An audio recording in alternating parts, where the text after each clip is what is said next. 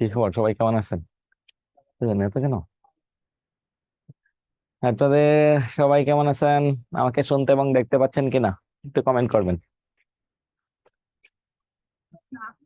Bidyabari digital classroom থেকে আমি আসি ফুজাইল রহমানী। আপনারা সবাই কেমন আছেন? আজকে আমরা পড়বো হচ্ছে এই কয়টা অধ্যায়। লিঙ্গ প্রকরণ। হ্যাঁ, আচ্ছা, আপনাদেরকে লাস্ট ক্লাসে কি পড়িয়েছিলাম?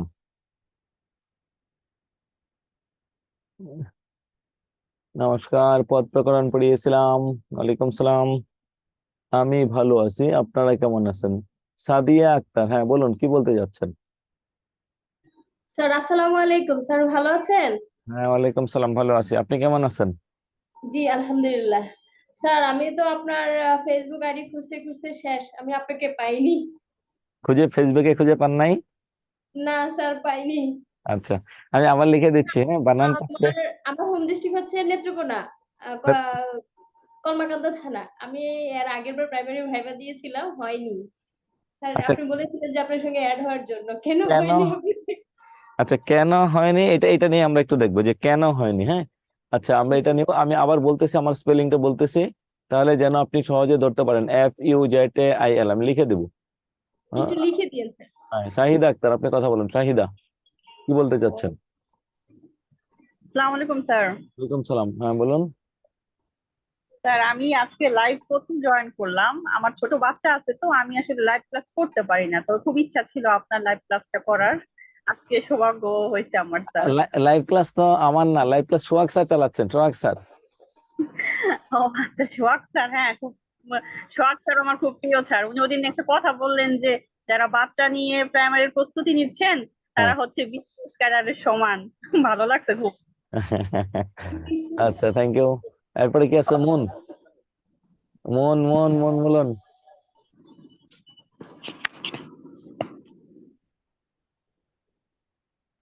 এরপর মন, কথা বলুন, কি বলতে চাচ্ছেন? স্যার আসসালামু আলাইকুম। ওয়ালাইকুম সালাম।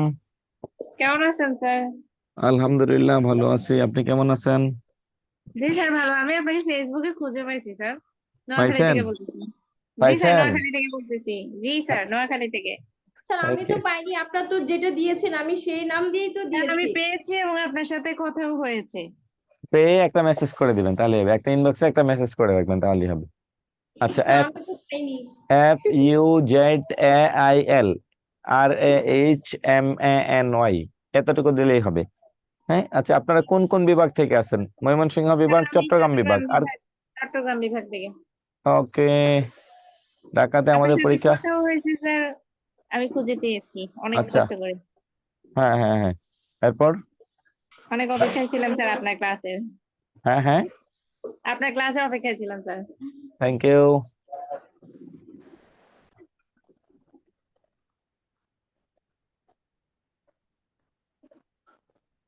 আমরা আজকে পড়বো সংখ্যাবাচক শব্দ। স্যার বিরক্ত শব্দটা আগে পড়াইলে মনে হয় ভালো হতো। সব পড়বো। আচ্ছা, ঠিক আছে, একটা দিয়ে শুরু করলাম।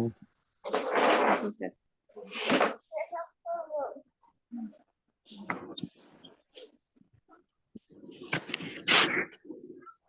নয়ন নাথ শিউলি, ময়মনসিংহ থেকে, রাজশাহী বিভাগ, চট্টগ্রাম বিভাগ। ঢাকার পরীক্ষা সবার শেষে হবে। ঢাকার পরীক্ষা এখনো প্রাইমারি অধিদপ্তর কোনো কিছু জানায়নি, বুঝছেন? প্রাইমারি অধিদপ্তর এখনো কোনো কিছুই জানায়নি। না জানানো পর্যন্ত আমরা তেমন কিছুই বলতে পারছি না এই বিষয়ে। তাহলে প্রাইমারি অধিদপ্তর যখন জানাবে তখন আমরা সবকিছু জানতে পারবো। আপনারা পড়তে থাকুন, তাহলেই হবে। তাহলে আমরা পড়বো প্রথমেই, কোনটা দিয়ে শুরু করবো? লিঙ্গ প্রকরণ। বিরক্ত শব্দ সবগুলোই স্যার। পড়বো, আমরা সবগুলো অধ্যায় পড়বো। আমরা প্রথমে শুরু করবো কোনটা দিয়ে? পদ প্রকরণ, সরি, সংখ্যাবাচক শব্দ, বিরুক্ত শব্দ। প্রকৃতি প্রত্যয়টা স্যার একটু কঠিন, বিরক্ত শব্দ আর প্রকৃতি প্রত্যয়। প্রকৃতি প্রত্যয় আজকে না, প্রকৃতি প্রত্যয়ের ক্লাসটা বাইরে চলে যাবে। আরেকটা ক্লাস শুধু প্রকৃতি প্রত্যয় নিব। এটাতে প্রকৃতি প্রত্যয় একসাথে শেষ হবে না। তাহলে আমাদের এখানে অপশন আছে চারটা: লিঙ্গ প্রকরণ, বচন, সংখ্যাবাচক শব্দ, বিরুক্ত শব্দ। কোনটা দিয়ে শুরু করব? সেপ্টেম্বর এক্সাম কে কে বলছে? সেপ্টেম্বর এক্সাম কি পরীক্ষার ডেট দিয়েছে? আমার তো জানা নেই এখনো। বিরুক্ত শব্দ, বলুন কোনটা দিয়ে শুরু করবো? বিরুক্ত, ওকে, গুড, ফাইন। তাহলে আমরা বিরুক্ত দিয়ে আমরা শুরু করলাম। বিরুক্ত শব্দ কাকে বলে? বিরুক্ত শব্দ এমন একটা শব্দ যে শব্দ দ্বারা কি করা হয়? দ্বি মানে দুই, উক্ত মানে যা বলা হয়েছে। দ্বি মানে দুই, উক্ত মানে কি বলা হয়েছে। একটা শব্দ যদি দুইবার বলা হয় তাকে বলে কি? বিরুক্ত শব্দ। একটা শব্দ যদি দুইবার বলা হয় তাকে কি বলে? দ্বিরুক্ত শব্দ। দেখুন কি লেখা আছে স্ক্রিনে, পড়ুন।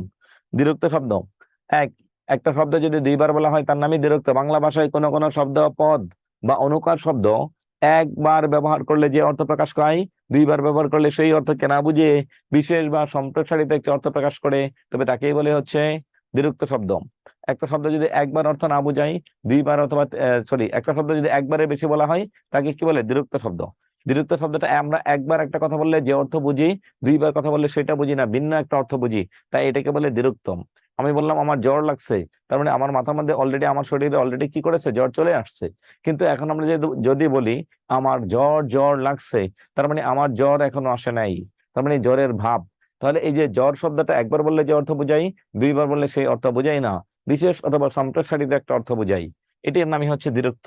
একবার বললে দ্বিরুক্ত হবে না, কয়বার বলতে হবে? দুইবার বলতে হবে। দ্বিরুক্ত শব্দ তিন প্রকার: শব্দের দ্বিরুক্তি, পদের দ্বিরুক্তি, অনুকার দ্বিরুক্তি। একটা শব্দ দুইবার আসলে তাকে বলে শব্দের দ্বিরুক্তি, একটা পদ দুইবার আসলে তাকে বলে পদের দ্বিরুক্তি, একটা অনুকার দুইবার আসলে তাকে বলে অনুকার দ্বিরুক্তি। আর এই অনুকার দ্বিরুক্তির অপর নাম হচ্ছে ধনাত্মক শব্দ। এই অনুকার দ্বিরুক্তির অপর নাম কি? ধনাত্মক পদ বা ধনাত্মক দ্বিরুক্তি। শেষ। এরপরে আসুন শব্দের দ্বিরুক্তি। শব্দের দ্বিরুক্তি কত প্রকার? শব্দের দ্বিরুক্তি কয়ভাবে হয়? 4 ভাবে। আমরা প্রথমেই যাব, শব্দের দ্বিরুক্তি কয়ভাবে হয় আমরা চিনবো। দ্বিরুক্ত মানে কি? একটা শব্দ যদি দুইবার বলা হয় তার নামই দ্বিরুক্ত। 4 ভাবে হয়। এক নম্বরে কি আছে দেখুন, একই শব্দ দুবার ব্যবহার করা হবে, শব্দ দুটি অবিকৃত থাকবে, কোনো পরিবর্তন হবে না। এই, দাদা আমাকে চা দিবেন, আপনি তো চা খান না, বিপদ।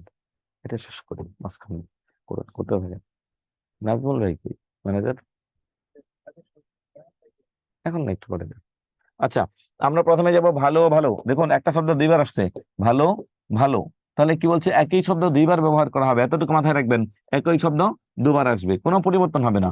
ভালো একটা শব্দ, ভালো একটা শব্দ। ফল, ফুটা ফুটা পানি, ফুটা একটা শব্দ, ফুটা একটা শব্দ, তাহলে কয়টা ফুটা হলো? 2টা ফুটা হলো। একই শব্দ যদি দুইবার ব্যবহার করা হয় তাহলে তাকেই বলে হচ্ছে দ্বিরুক্ত শব্দ। দ্বি মানে দুই, উক্ত মানে যা বলা হয়েছে। তাহলে একটা শব্দ যদি দুইবার ব্যবহার করি তাকে কি বলে? দ্বিরুক্ত শব্দ বলে। এখন দেখুন, একই শব্দের সঙ্গে সমার্থক আরেকটি শব্দ যোগ করে। সমার্থক, ধন আর দৌলত একই জিনিস, খেলাধুলা একই জিনিস, খোঁজ খবর একই জিনিস, হাট বাজার একই জিনিস। একই অর্থে 2টা শব্দ যদি আমরা সমার্থক শব্দ ব্যবহার করি তাহলে তার নাম শব্দের দ্বিরুক্ত। 3 নম্বর হচ্ছে বিপরীতার্থক।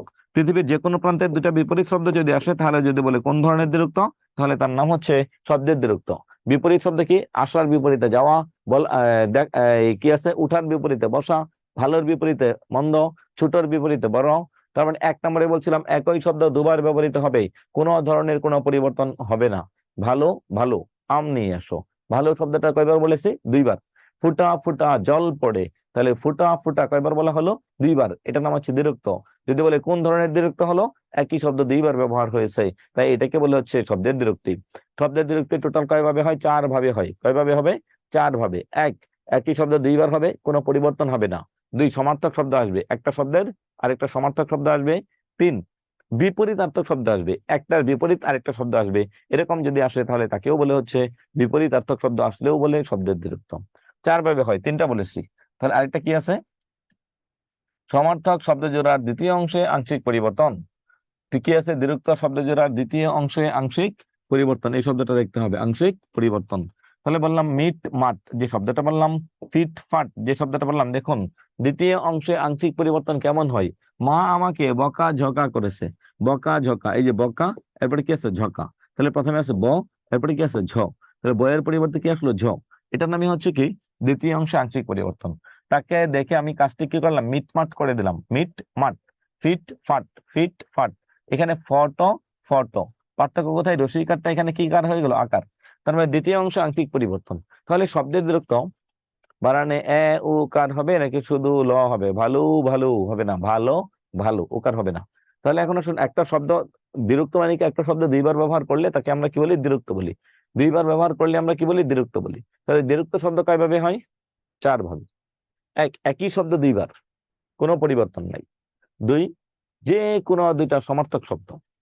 3, একটার বিপরীত আরেকটা শব্দ যদি আসে তবে তাকেই বলে হচ্ছে দ্বিরুক্ত শব্দ। 4, দ্বিতীয় শব্দ জোড়ার একটা দ্বিরুক্ত শব্দ জোড়ার দ্বিতীয় অংশে আংশিক পরিবর্তন। এই 4 ভাবে হয় শব্দের দ্বিরুক্তি। কমেন্টে দ্রুত 1 মিনিটে লিখে ফেলবেন শব্দের দ্বিরুক্তি কয়ভাবে হয়। বিভক্তিহীন শব্দের একই শব্দের দুইবার হলে শব্দের বিভক্তি। ইয়েস, বিভক্তিযুক্ত শব্দকেই পদ বলে। চার ভাবে, চারটা কি কি লিখুন, দ্রুত লিখুন। শব্দের বিভক্তি চার ভাবে হয়। একই শব্দ দুইবার, তৃতীয় অংশ আংশিক পরিবর্তন, তিন সমার্থক, চার বিপরীতার্থক। গুড, সবাই বুঝতে পেরেছেন। তাহলে শব্দের বিভক্তি কয় ভাবে হলো? চার ভাবে। যদি কোথাও কোনো লেনদেন, অর্থাৎ যদি কোথাও কোনো কি না থাকে, যদি কোনো বিভক্তি না থাকে, তাকেই বলে শব্দ। বিভক্তিযুক্ত শব্দকে বলে পদ। বিভক্তিযুক্ত শব্দকে কি বলে? পদ। তাহলে পদের বিভক্তি দুই ভাবে হয়। ইয়েস, পদের বিভক্তি কয় ভাবে হয়? দুই ভাবে হয় পদের বিভক্তি। কি কি দুই ভাবে হয় একটু দেখুন। এক, দুটি পদে একই বিভক্তি প্রয়োগ হয়, বিভক্তি ঠিক থাকবে, পদ ঠিক থাকবে দুটি পদে। শব্দ দুটি ও বিভক্তি অপরিবর্তিত থাকে, তার মানে শব্দের পরিবর্তন হবে না, বিভক্তিটারও পরিবর্তন হবে না। তিনটা জিনিস ঠিক থাকবে, দেখুন তিনটা জিনিস ঠিক থাকবে। এক, শব্দ ঠিক থাকবে। দুই, পদ ঠিক থাকবে। তিন হচ্ছে বিভক্তি ঠিক থাকবে। শব্দ ঠিক থাকবে, পদ ঠিক থাকবে, বিভক্তি ঠিক থাকবে। শব্দ ঠিক থাকবে, পদ ঠিক থাকবে, বিভক্তি ঠিক থাকবে। তাহলে তিনটা জিনিস ঠিক থাকবে, একটা হচ্ছে শব্দ, একটা পদ, একটা বিভক্তি। একটা শব্দ, একটা পদ, একটা বিভক্তি যদি ঠিক থাকে, তবে তাকে বলে হচ্ছে পদের বিভক্তি। একটা ভাব। আরেকটা ভাব কি? দ্বিতীয় পদের আংশিক ধ্বনিগত পরিবর্তন ঘটে, কিন্তু পদ ও বিভক্তি অবিকৃত। অবিকৃত মানে পরিবর্তন হবে না, পদ আর বিভক্তি কি হবে না? পরিবর্তন হবে না। তাহলে পদের পরিবর্তন হবে না, বিভক্তির পরিবর্তন হবে না। তাহলে পদ ঠিক থাকবে, বিভক্তি ঠিক থাকবে, শব্দের পরিবর্তন। তাহলে পদের বিভক্তি দুই ভাবে হয়। পদের বিভক্তি কয় ভাবে হয়? দুই ভাবে। এক, দুই। এক নম্বরে শব্দ, পদ, বিভক্তি তিনটাই ঠিক। দুই নম্বরে পদ বিভক্তি ঠিক, শব্দ পরিবর্তন। যেমন দেখুন, ঘরে ঘরে পড়ালেখা হচ্ছে মূল শব্দ ঘর, ঘর। এখানে বিভক্তি বিভক্তি ঘর একটা নামপদ নাউন, এখানে একটা ঘর নামপদ নাউন। তিনটা জিনিস ঠিক আছে। কমেন্টে লিখুন তিনটা জিনিস ঠিক আছে। কি কি? ঘর, ঘর শব্দ। এত নেট সমস্যা আপনাদের ক্লাসের, কার কার নেট সমস্যা একটু কমেন্ট করুন তো। কার কার ক্লাসের নেট সমস্যা একটু কমেন্ট করুন, কারা কারা বুঝতে পারতেছেন না। বাকিরা কি আমার কথা বুঝতে পারতেছেন কিনা?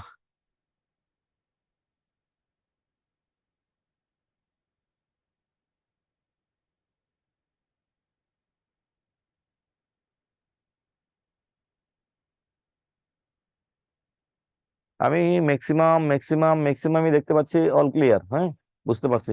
যদি একজন দুইজনের পার্টিসিপেন্ট কয়জন? যদি একজন দুইজনের আপনাদের প্রবলেম হয় না, এবার এফবি লাইভে আপনাদের প্রবলেম হয় না, বিসিএস ক্যাডার সে ক্লাসে ঢুকলো কেমনে? প্রাইমারি ক্লাসে বিসিএস ক্যাডার ঢুকলে কি করে? হ্যাঁ, বিসিএস ক্যাডার আপনার ঘটনা কি? আপনি কোন ক্যাডারে আছেন? এই বিসিএস ক্যাডার তো প্রাইমারি ক্লাসে ঢোকার কথা না। হ্যাঁ, নেটওয়ার্ক প্রবলেম নেই। ওকে, যদি কারো নেটওয়ার্ক প্রবলেম থাকে, যদি কারো নেটওয়ার্ক প্রবলেম থাকে, তাহলে আপনি একটু লিভ নেবেন, লিভ নিয়ে আবার ঢুকবেন, তাহলে আশা করি ক্লিয়ার হবেন। তাহলে তিনটা জিনিস বলেছি পদের বিভক্ত হওয়ার জন্য। আমি কি বলছি? তিনটা শব্দ ঠিক থাকতে হবে। কয়টা শব্দ? তিনটা। কি কি ঠিক থাকবে? এক নম্বরে দেখুন, শব্দ ঠিক থাকবে, দুইটা শব্দ ঠিক থাকবে। কি? ঘর, ঘর শব্দ ঠিক, পদ ঠিক, ঘর একটা নাউন, এখানে ঘর একটা নাউন। বিভক্তি ঠিক, এখানে বিভক্তি, এখানে বিভক্তি। একটা উদাহরণ, সে মনে মনে পড়ে, মূল শব্দ মন, মূল শব্দ মন ঠিক আছে, শব্দ। এটা মন একটা নাউন, এখানে মন একটা নাউন। পদ ঠিক আছে, এখানে বিভক্তি, এখানে বিভক্তি। দেশে দেশে ধন্য ধন্য করতে লাগলো, মূল শব্দ দেশ, মূল শব্দ দেশ, এখানে বিভক্তি, এখানেও বিভক্তি। শেষ। এখন আসুন, দেশ একটা নামপদ, এখানেও দেশ একটা নামপদ। তাহলে এক নম্বর বিষয়টা হচ্ছে শব্দ, পদ এবং বিভক্তি তিনটা জিনিস ঠিক থাকলে তাকে বলে পদের বিভক্তি। পদের বিভক্তি দুই ভাবে হয়। এক নম্বরে হচ্ছে শব্দ, পদ, বিভক্তি তিনটা জিনিস ঠিক থাকবে। দুই নম্বরে হচ্ছে পদ আর বিভক্তি ঠিক থাকবে, শব্দে পরিবর্তন। আমার সন্তান যেন থাকে দুধে ভাতে, এখানে দেখুন বিভক্তি বিভক্তি মিল আছে, বিভক্তি মিল আছে। তাহলে এখানে হচ্ছে ভাত একটা নামপদ নাউন, দুধ একটা নামপদ নাউন, এটাও মিল আছে। শব্দ হচ্ছে এখানে দুধ আর ভাত, শব্দ দুটা কি মিল আছে? নো, শব্দ দুটার মধ্যে মিল নাই। একটা দুধ, একটা ভাত। পদের বিভক্তিতে বিভক্তি থাকবে, ইয়েস, পদের বিভক্তিতে বিভক্তি থাকতেই হবে। বিভক্তিযুক্ত শব্দকে পদ বলে, না হলে তো পদের সংজ্ঞায় ঠিক থাকবে না। যদি পদের সংজ্ঞায় ঠিক না থাকে, তাহলে আপনি কেমনে বুঝবেন এটা পদের বিভক্তি? বিভক্তি থাকলে তার নাম পদ, বিভক্তি না থাকলে তার নাম শব্দ। বিভক্তি থাকলে তার নাম পদ, বিভক্তি না থাকলে তার নাম শব্দ। তাহলে পদের বিভক্তি এক জিনিস, আর শব্দের বিভক্তি আরেক জিনিস। তাহলে পদের বিভক্তি দুই ভাবে হয়। এই লাল কালি দিয়েছি। শব্দ, পদ, বিভক্তি তিনটাই ঠিক থাকবে, এক নম্বর নিয়ম। দুই নম্বরে পদ ঠিক থাকবে, শব্দে ঠিক বিভক্তি ঠিক থাকবে, শব্দে পরিবর্তন হবে। পদ আর বিভক্তি ঠিক থাকবে, শব্দে পরিবর্তন হবে। আচ্ছা, তাহলে এখন আসুন আমরা পড়লাম শব্দের দ্বিরুক্তি এবং পদের দ্বিরুক্তি। স্যার, যেই থেকে থেকে কোয়েশ্চন হয় সেইগুলো কাইন্ডলি বললে ভালো হয়। বিসিএস ক্যাডার 46 মানে কি? 46 বিসিএস ক্যাডার ঘটনা কি? আপনি এখানে ঢুকলেন কেমনে? হ্যাঁ, আচ্ছা,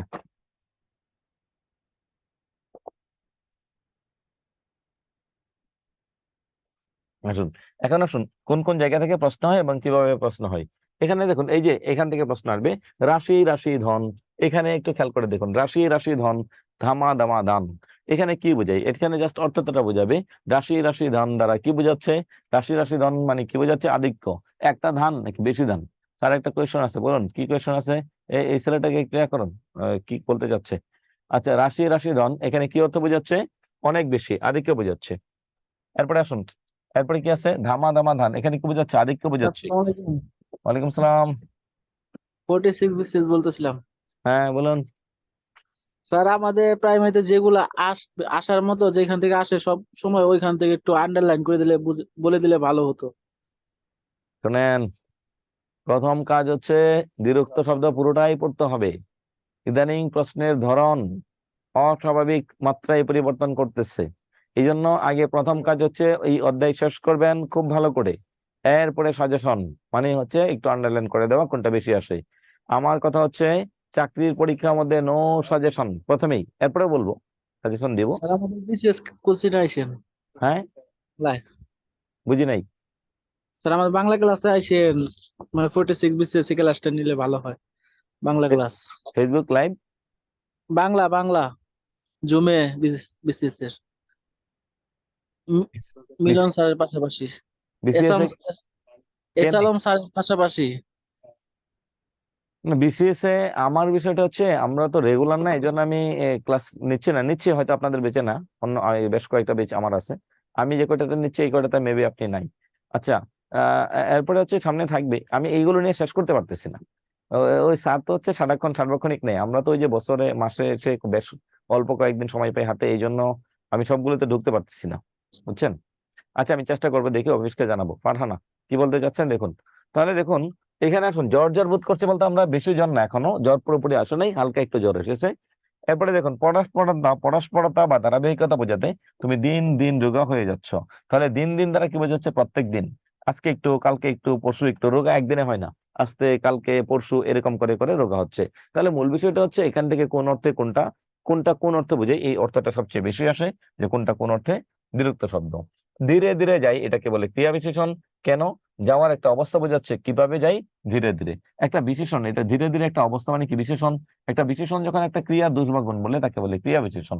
ফিরে ফিরে চাই, তাহলে চাওয়ার একটা অবস্থা বোঝাচ্ছে কি ফিরে ফিরে, তাহলে এটার নাম হচ্ছে ক্রিয়া বিশেষণ। বলছে অনুরূপ কিছু নাই, তার সঙ্গীর সাথে, মানে সঙ্গীর মতো কেউ নাই, সঙ্গী আর সাথে একই জিনিস। আগ্রহ বোঝাতে দাদা দাদা বলে কাঁদছে, বারবার এই প্রশ্ন আসছে, ও দাদা দাদা বলে কাঁদছে। দাদা শব্দটা 2বার বলেছে। একটা বাচ্চা তার মামাকে দেখে মামা মামা বলে কাঁদলো, তার মানে মামার প্রতি তার একটা আগ্রহ বোঝাচ্ছে। দাদা দাদা বলে কাঁদছে, তার মানে দাদার প্রতি কি একটা আগ্রহ বোঝাচ্ছে। আপনার দরকার হচ্ছে এই দ্বিরুক্তটা কোন অর্থে ব্যবহৃত হয়, এটা আপনাকে একটু বুঝতে হবে, যে এই দ্বিরুক্ত শব্দটা কোন অর্থে ব্যবহৃত হয়। আচ্ছা, এরপরে আসুন, এরপরে কি আছে? শব্দ বিশেষণ রূপে ব্যবহৃত হয়। এইগুলো আপনারা শুধু যেভাবে আছে শুধু এইভাবে পড়ে নেবেন তাহলেই হবে। এরপরে কি আছে? সর্বনাম, ক্রিয়া। এখানে দেখুন, একটা প্রশ্ন আমাদের বারবার পরীক্ষায় আসে, ঝির ঝির করে বাতাস বইছে। ঝির ঝির মানে ধ্বনি ব্যঞ্জনা, ঝির ঝির করে বাতাস বইছে মানে ধ্বনির ব্যঞ্জনা। ব্যঞ্জনা মানে একটা সাউন্ড করবে, একজন একজন করে কথা বলার সুযোগ দিবেন ওদেরকে। এরপরে আছেন ঝির ঝির করে মানে বাতাস বইছে, এরকম বলতে বোঝায় কি ধ্বনির ব্যঞ্জনা। ধ্বনিটাকে একটু চেঞ্জ করে, যখন বৃষ্টির মতো বাতাসটা পড়ে দেখবেন বাতাসে বৃষ্টির একটা সাউন্ড বের হয়, এটাকে বলা হচ্ছে ধ্বনি ব্যঞ্জনা। পিল সুজে বাটি জ্বলে মিটির মিটির। এখানে পিল সুজে বাতি জ্বলে মিটির মিটির, মিটির মিটির শব্দ দ্বারা কি বোঝাচ্ছে? বিশেষণ, মানে বাতি জ্বলার একটা অবস্থা বোঝাচ্ছে, বাতি জ্বলার একটা অবস্থা, তাই এটাকে বলে বিশেষণ। অনুভূতি বা ভাব বোঝাতে ভয়ে গা সমসম করছে। ধরেন সাপের লেজের মধ্যে একটা পা দিয়েছেন, হ্যাঁ, সাপ একটা লাফ দিল, আপনাকে ধরতে পারলো না, তখন আপনি আবার যখন একটা কাঠির মধ্যে পাড়া দিয়ে দিবেন, একটা ডালের মধ্যে পাড়া দিবেন, তখন আপনার কাছে মনে হবে আহারে না জানি এটা কি সাপ। হ্যাঁ, এইটাকে বলে সমসম করে উঠছে ভয়ে গা। বারবার সে কামান গর্জে উঠলো, এটা কোন অর্থ বোঝাই? পৌনঃপুনিকতা। পৌনঃপুনিকতা বলতে আমরা কি বুঝি? একটার পর একটা, একটার পর একটা, এটাকে বলে পৌনঃপুনিকতা। আচ্ছা, এরপরে আসুন, ভাবের গভীরতা বুঝাতে তার দুঃখ দেখে সবাই হাই হাই করতে লাগলো। হাই হাই, এটা কি বুঝে? একটা শব্দ দুইবার আসছে, মানে ভাবটা বোঝাচ্ছে, কেমন ভাব? হাই হাই মানে কষ্ট, তার কষ্টের সাথে তাকে কি করা হলো? একীভূত করা হলো। একীভূত মানে কি? তার মানে একাত্মতা ঘোষণা করা হলো, যে আহারে কি কষ্ট, কি কষ্ট, হাই হাই, এই শব্দগুলো করা শুরু করেছে। আচ্ছা, এরপরে আসুন, ক্লাস শুরু হয়েছে কয়টায়? ক্লাস শুরু হয়েছে ফিক্সড টাইমেই, হয়তো একটু লেট হয়েছে কয়েক মিনিট। ওকে, এখন আসুন, এটা নাম হচ্ছে অব্যয়ের দ্বিরুক্তি। এখন কোনটা কোন পদের দ্বিরুক্তি এটা বোঝার আগে কোনটা কোন অর্থে ব্যবহৃত হয় সেটা আপনি আগে পড়বেন। আচ্ছা, এখন আসুন, পদার্থক দ্বিরুক্তি কোনটা কোন অর্থে বোঝায়? এখানেও আপনি দেখুন একটা জিনিস, যে অর্থগুলো খুব মেন। এর আগে শব্দটা দেখুন, আমরা পড়েছিলাম দ্বিরুক্ত শব্দ তিন প্রকার: এক শব্দের দ্বিরুক্তি, দুই পদের দ্বিরুক্তি, তিন অনুকার অথবা ধনাত্মক দ্বিরুক্তি। এক শব্দের দ্বিরুক্তি, দুই পদের দ্বিরুক্তি, তিন অনুকার অথবা ধনাত্মক দ্বিরুক্তি। তাহলে শব্দের দ্বিরুক্তি কি? একটা শব্দ দুইবার আসলে তাকে বলে শব্দের দ্বিরুক্তি। পদের দ্বিরুক্তি, একটা পদ দুইবার আসবে তাকে বলে পদের দ্বিরুক্তি। অনুকার বা ধনাত্মক দ্বিরুক্তি বলতে কাউকে বুঝে একটা শব্দ, একটা অনুকার বা একটা আওয়াজ উপরে লেখা আছে ধনাত্মক। ধনাত্মক মানে কি? ধ্বনি। আমরা যখন কথা বলি এটাকে বলে ধ্বনি। ধনাত্মক দ্বিরুক্তি আর অনুকার দ্বিরুক্তি একই জিনিস। ধনাত্মক দ্বিরুক্তি আর অনুকার দ্বিরুক্তি একই জিনিস। তাহলে ধনাত্মক মানে কি? আওয়াজ। আওয়াজ জাতীয় শব্দগুলো যদি দুইবার আসে তবে তাকে বলে ধনাত্মক দ্বিরুক্তি।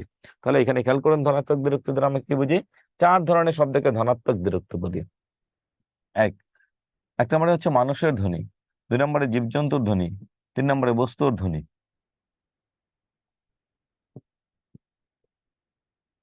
এক এখানে আমাদের স্লাইডে একটু একটু মিস্টেক হয়েছে, আমি লিখে দিচ্ছি। এক নম্বরে হচ্ছে মানুষের ধ্বনির অনুকার, এক নম্বরে কি হচ্ছে? মানুষের ধ্বনির অনুকার। মানুষ যত শব্দ করতে পারে দুনিয়াতে সকল শব্দগুলি হচ্ছে অনুকার। এক নম্বরে কি আছে? মানুষের ধ্বনি। দুই নম্বরে হচ্ছে জীবজন্তুর ধ্বনি। মানুষ কি কি শব্দ করতে পারে? হা হা মানে কি? হাসার শব্দ। ওয়াও ওয়াও মানে কি? বাচ্চার কান্না। বাচ্চারা কি করে কান্না করে? ওয়াও ওয়াও বলে কান্না করে। এই যে ওয়াও ওয়াও, হ্যাঁ, এটা। তাহলে আসুন, এই যে মানুষ যত শব্দ করতে পারে সকল শব্দগুলিকে বলে অনুকার। আমি বললাম মাথাটা ব্যথায় কুটকুট করে কামড়াচ্ছে। তাহলে মাথাটার মধ্যে যদি কখনো ব্যথা হয়, ভিতরে কি এই ব্যথায় কখনো কুট কুট করে কামড়ায়? না, কামড়ায় না। তাহলে আমরা কি করে বুঝি যে মাথাটা কুটকুট করে কামড়াচ্ছে, মাথায় ব্যথাটা কুটকুট করছে? এটা আমরা ফিল করি, অনুভব করি। তাই এটাকে বলে হচ্ছে অনুভূতিজাত। অনুভূতিজাত অথবা কাল্পনিক। আমি বললাম হাতে একটা ফোড়া হয়েছে, ফোড়াটা ব্যথায় টন টন করছে। ফোড়া হলে কি ভিতরে টন টন শব্দ করে? নো, করে না। তাহলে প্রবলেমটা কোথায়? আমরা কি করে বুঝবো যে ফোড়ার শব্দটাকে টন টন বলি? তাহলে ভিতরে আমরা কল্পনা করি যে ফোড়া হলে ভিতরে কি হয়? টন টন হয়। এটাকে বলে হচ্ছে অনুভূতিজাত অথবা কাল্পনিক। 4 নম্বরে দেখুন, 4 নম্বরে 1 নম্বরে হচ্ছে মানুষ যত শব্দ করে তাকে বলে হচ্ছে মানুষের ধ্বনি। এরপরে অনুভূতিজাত বা কাল্পনিক। জীবজন্তু যত শব্দ করতে পারে, কোকিলের ডাক কি? কুহু কুহু, কাকের ডাক কা কা, কুকুরের ডাক ঘেউ ঘেউ, হাঁসের ডাক প্যাক প্যাক, শিয়ালের ডাক হুক্কা হুয়া, ঘোড়ার ডাক চিহি চিহি। এই যে শব্দগুলো বললাম, এই শব্দগুলো হচ্ছে কোনো প্রাণীর ডাক। অর্থাৎ কোনো প্রাণী যদি কোনো শব্দ করতে পারে, জীবজন্তু কোনো শব্দগুলো করে, এই শব্দগুলোকে বলে অনুকার অথবা ধনাত্মক শব্দ। 4 নম্বরে কি আছে? বস্তুর ধ্বনির অনুকার। একটা বস্তু যখন যে শব্দটা করে, যেমন হচ্ছে ঘচা গছ, ধান কাটার শব্দ। কি বললাম? ঘচা গছ হচ্ছে ধান কাটার শব্দ। এরপরে যেমন হচ্ছে এই কল কল, নদী বয়ে যাওয়ার শব্দ। রিমঝিম, বৃষ্টির পানি পড়ার শব্দ। এরপরে বললেন হচ্ছে রিমঝিমের পরে কি বললেন হচ্ছে আপনার শন শন, বাতাসের শব্দ। হু হু, ঝড়ের বাতাস। শন শন, স্বাভাবিক বাতাস। এই শব্দগুলোকেই কি বলা হয়? দ্বিরুক্ত শব্দ।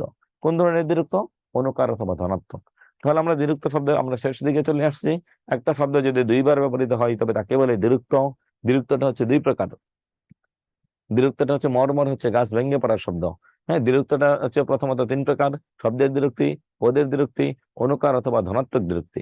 শব্দের দ্বিরুক্তি মানে একটা শব্দ দুইবার আসবে, একটা পদ দুইবার আসবে, একটা অনুকার দুইবার আসবে। পদ দুইবার আসলে পদের দ্বিরুক্তি, অনুকারটা দুইবার আসলে অনুকার দ্বিরুক্তি, শব্দ দুইবার আসলে শব্দের দ্বিরুক্তি। তাহলে দেখুন এই দ্বিরুক্ত শব্দ কয়ভাবে হলো? দ্বিরুক্ত শব্দ 3। শব্দের দ্বিরুক্তি কয়ভাবে হয়? 4 ভাবে। একই শব্দ দুইবার, কোনো পরিবর্তন নাই। দ্বিতীয় অংশে আংশিক পরিবর্তন, দ্বিতীয় অংশে আংশিক পরিবর্তন। 3 দুটি সমার্থক শব্দ, 4 দুটি বিপরীত শব্দ। এই 4 ভাবে হয় কি? শব্দের দ্বিরুক্তি। 2 পদের দ্বিরুক্তি। লাল লাল গোলাপ কিভাবে পদের দ্বিরুক্তি হয়? ইয়েস, উত্তর দিচ্ছি। পদের দ্বিরুক্তি দ্বারা কি বোঝায়? একটা শব্দ যদি কোনো একটা বাক্যে ব্যবহৃত হয় সেটাই পদ। বাক্যে ব্যবহৃত প্রত্যেকটি অর্থবোধক শব্দকে বলা হয় এক একটি পদ।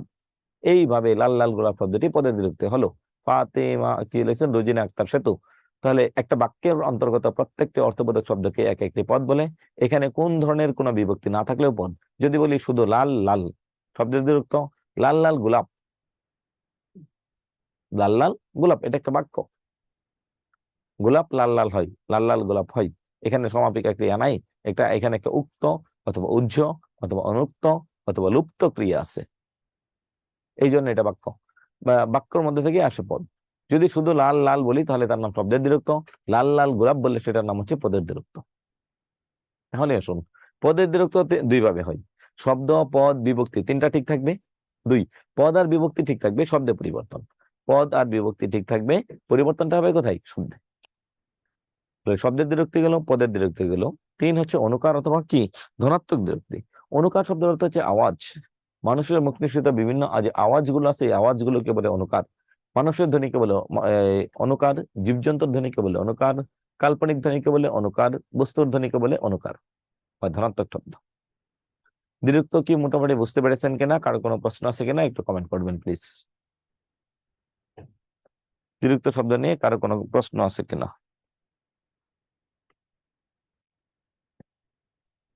প্রশ্ন থাকলে কমেন্ট করুন। বিরক্ত শব্দ নিয়ে আপনাদের কারো কোনো প্রশ্ন আছে কিনা?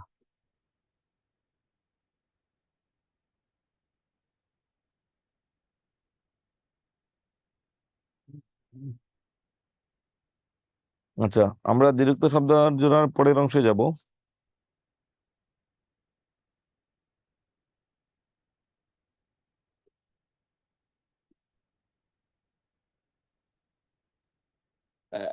একটা প্রশ্ন বুকে বাইরে বিষয় বলুন, কি প্রশ্ন? পদের বিরক্তি তো একই জিনিস। পদের বিরক্তি যদি আবার বোঝেন, একটা পদ যদি দুইবার হয় তাহলে তার নামই পদের বিরক্তি। শব্দ পদ বিভক্তি তিনটা একসাথে হবে। পদার্থক বিরক্তি তো একই জিনিস। ওকে, আচ্ছা, আসসালামু আলাইকুম ওয়ালাইকুম সালাম, বলুন। কল করে এটা ধনাত্মক স্যার। বিরক্তি, বলুন। স্যার একটা ক্লাসের বাইরে আর কি। স্যার মানে আমাদের তো একটা হিস্ট্রির স্থানে যে একটা এক্সাম চলছে, ওখানে আর কি প্রাচীন যুগ সম্পর্কে পড়তে দিই, তো ওখানে আমি দেখলাম যে চর্যাপদের যে বয়স, ওটা হচ্ছে ডক্টর মোহাম্মদ শহীদুল্লাহর মধ্যে 650 থেকে 1200 সালের মধ্যে। কিন্তু আবার তো ওখানে লেখা আছে যে এটা পাল আমলে রচিত হয়েছে, তাহলে পাল শাসন তো শুরু হয়েছে 756 সাল থেকে।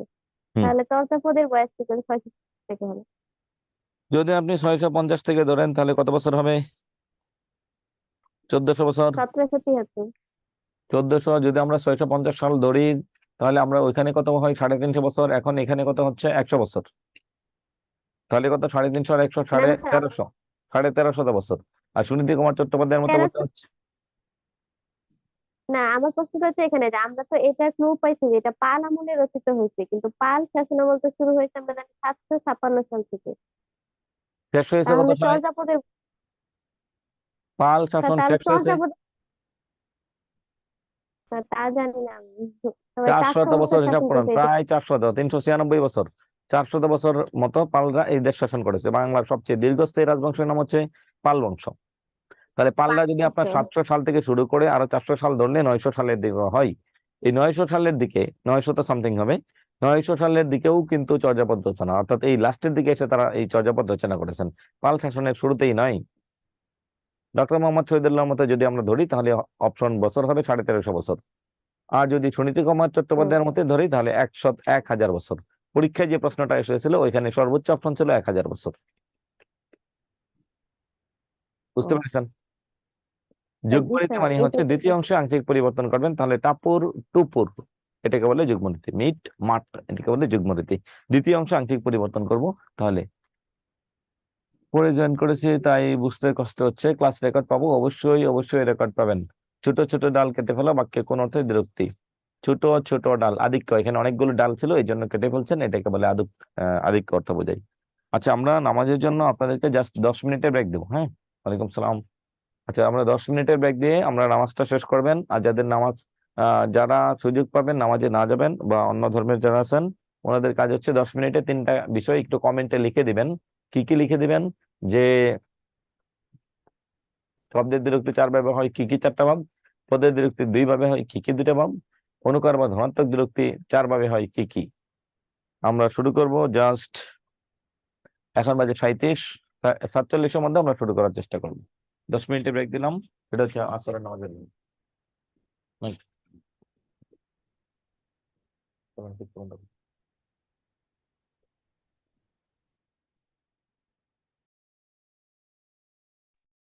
বিরতির পরও আপনাদেরকে আবার স্বাগত জানাচ্ছি, আমি ফুজাইল রহমানী।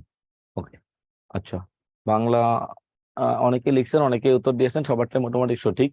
বাংলা বোর্ড বই এর পরিবর্তে জব সলিউশন এর প্রশ্ন ব্যাখ্যা সহ পড়লে হবে কি না হবে না? হবে না, যদি একটু জানান ভালোই হবে। অবশ্যই হবে না। আমার গানের মালা আমি কারে করিব দান, এখানে মালা কোন কারেকে কোন বিভক্তি? আমার গানের মালা, কি দান করবেন? মালা, এটা হচ্ছে কর্মকারক। শব্দের দীর্ঘ হলো একটা শব্দ দুবার। ওকে, থ্যাংক ইউ, অনেক উত্তর দিয়েছেন, অনেক ভালো করেছেন। আচ্ছা, এখন আসুন, বাংলা বোর্ড বইয়ে যে দ্বিত্ব শব্দ রয়েছে তার সাথে এগুলোর নামের মিল পাচ্ছি না।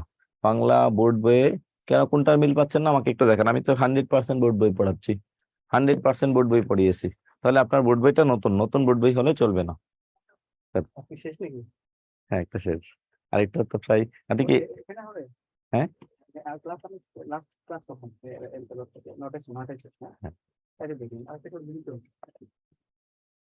না লাস্ট ক্লাস একটা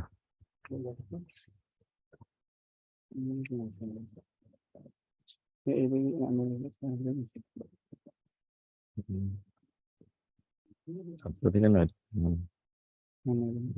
নয়টা মানে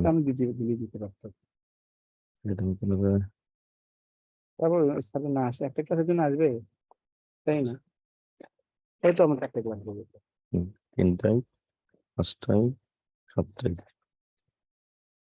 সময়টা পরে দেখি কি বলছে। আজকে কিন্তু বাসায় যাবেন, ঠিক আছে? আচ্ছা, আমি পরে কথা বলছি। এই, করে দিচ্ছি তো। আচ্ছা, তাহলে আমাদের হচ্ছে দ্বিরুক্ত শব্দ শেষ। দ্বিরুক্ত শব্দের পরে আমরা চলে যাবো হচ্ছে সংখ্যাবাচক শব্দ। আমরা সবাই যাবো হচ্ছে কোথায়? সংখ্যাবাচক শব্দটা একটু সবাই বের করুন। সংখ্যাবাচক শব্দ কোথায়? আমাদের দ্বিরুক্ত শব্দ শেষ, সবচেয়ে গুরুত্বপূর্ণ এবং সবচেয়ে ভাইটাল টপিক ছিল আমাদের এই দ্বিরুক্ত শব্দ। এখন আমরা যাবো হচ্ছে সংখ্যাবাচক শব্দ। সংখ্যাবাচক শব্দ দ্বারা কি বোঝাই? সংখ্যাবাচক বাংলা লেকচার ভিডিও কথা শোনা যায় না। আচ্ছা, এখন কি শুনতে পাচ্ছেন আমাকে? হ্যাঁ বলুন, এখন কি শুনতে পাচ্ছেন? ওকে, এখন আমার কথা শুনতে পাচ্ছেন কিনা একটু একটু ক্লিয়ার করবেন আমাকে, যে কথা শুনতে পাচ্ছেন কিনা। প্রবলেম কেন এত? একজনই তো বলছেন প্রবলেম কেন এত, আর বাকি সবাই তো ক্লিয়ার লিখছেন, বাকি সবাই তো ক্লিয়ার লিখছেন। হ্যাঁ, আমি ম্যাক্সিমাম উত্তর ক্লিয়ার পেয়েছি, মাত্র একজন বলছেন যে এত প্রবলেম কেন। কি লিখছেন? BCS cadre 46 BCS cadre. আপনার একা প্রবলেম আমি যতটুকু বুঝতে পারছি, কারণ এখানে সবাই কমেন্টের মধ্যে বলছে শুনতে পাচ্ছি এবং ক্লিয়ার, শুধু আপনার একজনের প্রবলেম। আপনি কিন্তু বারবার কমেন্ট করছেন একটা, আপনাদের এত প্রবলেম কেন। এটার মানে হচ্ছে আগে আপনি লিভ নেন, লিভ নিয়ে আবার ঢোকেন। আপনার নেটওয়ার্কের প্রবলেম মেবি। মাঝে মাঝে আমি আমার বাসা থেকে অনলাইনে কোনো কিছুতে যুক্ত হলে আমার বাসাতেও এরকমই হয় যে আমার নেটওয়ার্কটা খুব একটা কাজ করে না, এটা আমারও মাঝে মাঝে এরকম হয়। সো এই জন্য বললাম যে আপনাকে একটু বুঝে শুনে উত্তর দিতে হবে। বোঝানোর সময় বুঝি, কিন্তু ব্যবহার করার সময় বুঝতে পারি না, তখন আরেকটু রেকর্ড ক্লাসটা আরেকবার দেখবেন, তাহলেই হবে। আচ্ছা, কি ফারজানা আক্তার, আপনাকে কি রিপ্লাই দেবো বলুন? স্যার আমাকে রিপ্লাই দেন, কি রিপ্লাই দেবো? ফারহানা আক্তার সুইটি, আরেকবার কমেন্ট করুন বা কমেন্টটাকে আবার সামনে আনুন। কি রিপ্লাই দেবো আমি এটা বুঝতে পারছি না। All clear? আচ্ছা, এরপরে না হলে আপনি একটু হাত ওঠান, আপনাকে কথা বলার সুযোগ দিচ্ছি। পরে কি বলতে চাই লাস্টে মেয়েটা দেখেন তো কি বলতে চাই। সংখ্যাবাচক শব্দ হচ্ছে 4 প্রকার। সংখ্যা মানে গণনা বা গণনা দ্বারা লব্ধ কোনো একটা ধারণাকে বোঝাই। হ্যালো, আসসালামু আলাইকুম স্যার। ওয়ালাইকুম সালাম। স্যার কেমন আছেন? ভালো আছি, কি খবর আপনার বলুন? জি স্যার, এখানে এই যে পদের দ্বিরুক্তির প্রয়োগ বোর্ড বইয়ের, এখানে অনেকগুলো টপিক আছে। বিশেষ্য শব্দযুগল এর ব্যবহার, সর্বনাম শব্দ, ক্রিয়াবাচক শব্দ, অব্যয়ের দ্বিরুক্তি, মানে অনেকগুলো টপিক আছে স্যার। এগুলো কি পড়বো না সব নাকি বাদ পড়বেন, দিব? সব পড়বেন। আমার কাজ হচ্ছে বেসিকটা বোঝানো এবং ক্লিয়ার করে দেয়া। সো এই স্যার জন্য এতগুলো পড়লে তো মনে থাকবে না, সব মানে গোলমাল হয়ে যাবে স্যার। অনেকগুলো ক্রিয়াবাচক শব্দ, অব্যয়ের দ্বিরুক্তি, তারপরে যুগ্ম রীতিতে দ্বিরুক্ত শব্দের গঠন, দেখুন, পদার্থক দ্বিরুক্তি, ধনাত্মক হ্যাঁ, দ্বিরুক্তি। আপনার সাথে যে ছেলেটা চাকরিটা নিয়ে যাবে প্রাইমারিতে, আপনিও পরীক্ষা দেবেন, ওই ছেলেটাও পরীক্ষা দেবে। আমাদের বিসিএস এ নন ক্যাডার পাওয়া যে ছেলেগুলো আছে, এদের ম্যাক্সিমাম চাকরি পাবে না। বিসিএস বা অন্যান্য চাকরি পরীক্ষায় ওরা প্রিলি পাস, রিটেন পাস, ভাইভাও পাস করেছে, চাকরি পায় নাই, অথবা ভাইভা পাস করে নাই। ওদের সাথে আপনাকে প্রতিযোগিতা করতে হবে। ওরা যখন 80-র মধ্যে 70 মার্ক পেয়ে যাবে, তখন আমি আপনাকে শর্টকাট বলে দিলাম, হ্যাঁ হ্যাঁ পড়া দরকার নাই।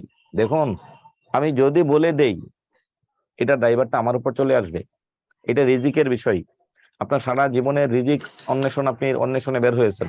আপনাকে আমি অন্ধ বা ভুল পথ দেখাতে পারি না। এস এ টিচার, আমি একজন শিক্ষক হিসেবে কখনোই ভুল পথ আমি দেখাতে পারি না।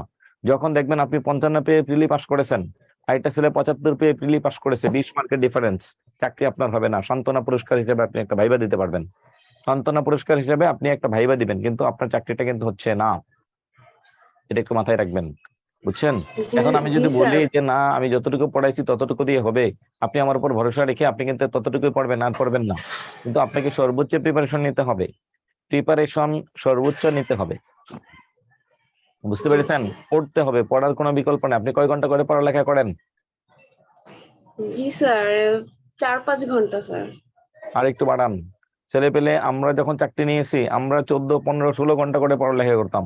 আপনার কাছে মনে হতে পারে এটা কেমনে সম্ভব? এটাই সম্ভব ছিল। হলে থাকতাম, ঘুম, খাওয়া, নামাজ মিলে সব সারাদিনে 2 ঘন্টা, আর ঘুম ছিল 4 থেকে 5 ঘন্টা, আর বাকি পুরোটা সময় কাজে লাগাতাম। রিডিং রুম বের হতাম না। পাগল হয়ে গেলে পাগল হয়ে যাবো, পড়লে পড়ে, মনে থাকলে থাকুক, না থাকলে নাই। রুম থেকে বের হয়, রিডিং রুম থেকে বের হওয়া যাবে না। এটা আমাদের একটা কাঙ্ক্ষিত সাফল্য আমরা পেয়েছি। আমাদের যে কাঙ্ক্ষিত সাফল্য ছিল, এটা আমরা খুব দ্রুতই পেয়েছি। এই জন্য আমি আপনাকে বলবো যে আমি যদি বলি আপনাকে শর্টকাট এটা পড়লেই হবে, হবে না, তাহলে এটা আমি আপনার জন্য ধোঁকাবাজি করলাম। হ্যাঁ, এই জন্য বলবো আপনি বিস্তারিত পড়ুন। আপনি কমেন্ট করেছেন যে বাংলা বোর্ড বই পড়লে কি এনাফ? বোর্ড বইয়ের বাইরে থেকে প্রশ্ন আসে, যদি সম্ভব হয় বোর্ড বইয়ের বাইরে আরো কোনো বই থাকলে, অগ্রদূত, MP3, প্রফেসর, ওইটাও পড়তে পারুন, ওইটাও পড়ুন। বিগত বছরের প্রশ্নগুলো বেশি করে প্র্যাকটিস করবেন, তাহলে অনেক কিছুর উত্তর দিতে পারবেন। ওকে, তাহলে এখন আমরা যাব সংখ্যাবাচক শব্দ। সংখ্যাবাচক শব্দ 4 প্রকার। প্রথমে আমরা যাব তারিখবাচক শব্দ। তারিখবাচক শব্দের কমেন্টে লিখুন, আজকে বাংলা কত তারিখ? আজকে বাংলা কত তারিখ? একটু কমেন্ট করে লিখবেন, আজকে বাংলা কত তারিখ। সবাই কমেন্টে একটু লিখুন, আজকে বাংলা কোন মাস কত তারিখ। আপনি একটু আনমিউট করুন। হ্যাঁ, আজকে বলুন বাংলা কোন মাসের কত তারিখ, দ্রুত কমেন্ট করে জানাবেন। আজকে বাংলা কোন মাসের কত তারিখ? বাংলা তারিখ জানতে যাচ্ছি, ইংরেজি তারিখ না, বাংলা তারিখটা জানতে যাচ্ছি। 24শে শ্রাবণ হয়নি, 24শে শ্রাবণ অনেক আগে চলে গেছে। শ্রাবণ মাস কত সাল, সবকিছু লিখতে হবে বাংলা। 26শে ভাদ্র, ও আল্লাহ, আছেন কোথায়? 27শে শ্রাবণ, কেউ আছেন ভাদ্র মাসে? হ্যাঁ, কেউ আছেন 26শে, কেউ আছেন 24শে, কেউ আছেন 27শে। ঘটনা কি? এক একজন এক এক মাসে কেন? আজকে হচ্ছে 27শে শ্রাবণ, 1430 সাল বাংলা তারিখ। এখন যদি আপনাকে বলি আপনি আপনার বাংলা জন্ম তারিখ কত সাল, এটা বলুন। আপনার বাংলা কত সালের কত তারিখের কোন মাসে জন্মগ্রহণ করেছেন, আপনার জন্ম তারিখ, বাংলা তারিখটা কমেন্টে লিখুন। দেখি কয়জন পারেন। আজকেরটা হয়েছে। আপনারা বাংলাকে কত সালের কত তারিখে জন্মগ্রহণ করেছেন, কমেন্টে লিখুন। কি জানি না মানে আপনার তারিখ, জন্ম তারিখ জানেন না? 28শে অগ্রহায়ণ 1400 সাল, এটা কে? আচ্ছা, 29শে শ্রাবণ 1400 সাল। বাকিদের কি খবর? জানি না। কেন? বাংলা মাস কোনটা কয় দিনে যায়, এটা বলুন। বাংলা মাস কোনটা কয় দিনে, কোনটা 10 দিনে, সরি কোনটা 30 দিনে, কোনটা 31 দিনে, কোনটা 29 দিনে, কোনটা 32 দিনে, কোন মাস কত দিনে যায়, কমেন্টে লিখুন। এটাই হচ্ছে আমার ক্লাস, এটাই হচ্ছে আমার আলোচনা। বাংলা তারিখবাচক শব্দ। বাংলা তারিখবাচক শব্দের প্রথম 4টা শব্দ। বাংলা তারিখবাচক শব্দের প্রথম 4টা শব্দ হচ্ছে হিন্দি ভাষার পহেলা, দুসরা, তেসরা, চৌঠা। তারিখবাচক শব্দের 4টা শব্দ, পহেলা, দুসরা, তেসরা, চৌঠা। পহেলা, দুসরা, তেসরা, চৌঠা, 4টা হচ্ছে কোন ভাষার? হিন্দি ভাষার। 5 থেকে শুরু করবেন, 5 ই থেকে 18 পর্যন্ত হবে ই। 19 থেকে বলবেন হচ্ছে সে, 19 থেকে 31 পর্যন্ত হচ্ছে সে। 19 থেকে 31 পর্যন্ত কি? সে। 19শে ফাল্গুন, 31শে ফাল্গুন, 19শে শ্রাবণ, 31শে শ্রাবণ। আমি কোনো জন্ম তারিখ জানি না, কেন? কি লিখছেন? রুমানা রিমা, জন্ম তারিখ জানি না, এটা কোনো কথা? হ্যাঁ, নিজের জন্ম তারিখ জানি না। ভাই ভাই জিজ্ঞেস করলে কি করবেন? আমি আমার কোনো জন্ম তারিখ জানি না, এটা তো, আমি তো আশ্চর্য হয়ে গেলাম। ঘটনা কি? জন্ম তারিখ আপনারটা আপনি জানেন না, এটা তো হতে পারে না। এটা কেমনে সম্ভব? আচ্ছা, এখন আসুন, বাংলা তারিখবাচক শব্দ দুই ধরনের, পহেলা, দুসরা, তেসরা, চৌঠা। চারটা হচ্ছে হিন্দি ভাষার শব্দ। চারটা কোন ভাষার শব্দ? হিন্দি। এই যে লেখা আছে 1 থেকে 4 হিন্দি নিয়মে সাধিত হয়, তার মানে 5 থেকে 31 পর্যন্ত বাংলা নিয়মে সাধিত হয়। 5 থেকে 31 পর্যন্ত বাংলা নিয়মে হয়, 1 থেকে 4 হচ্ছে হিন্দি নিয়মে।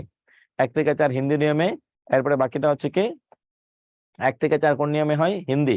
বাকি সবগুলো হচ্ছে বাংলা নিয়ম।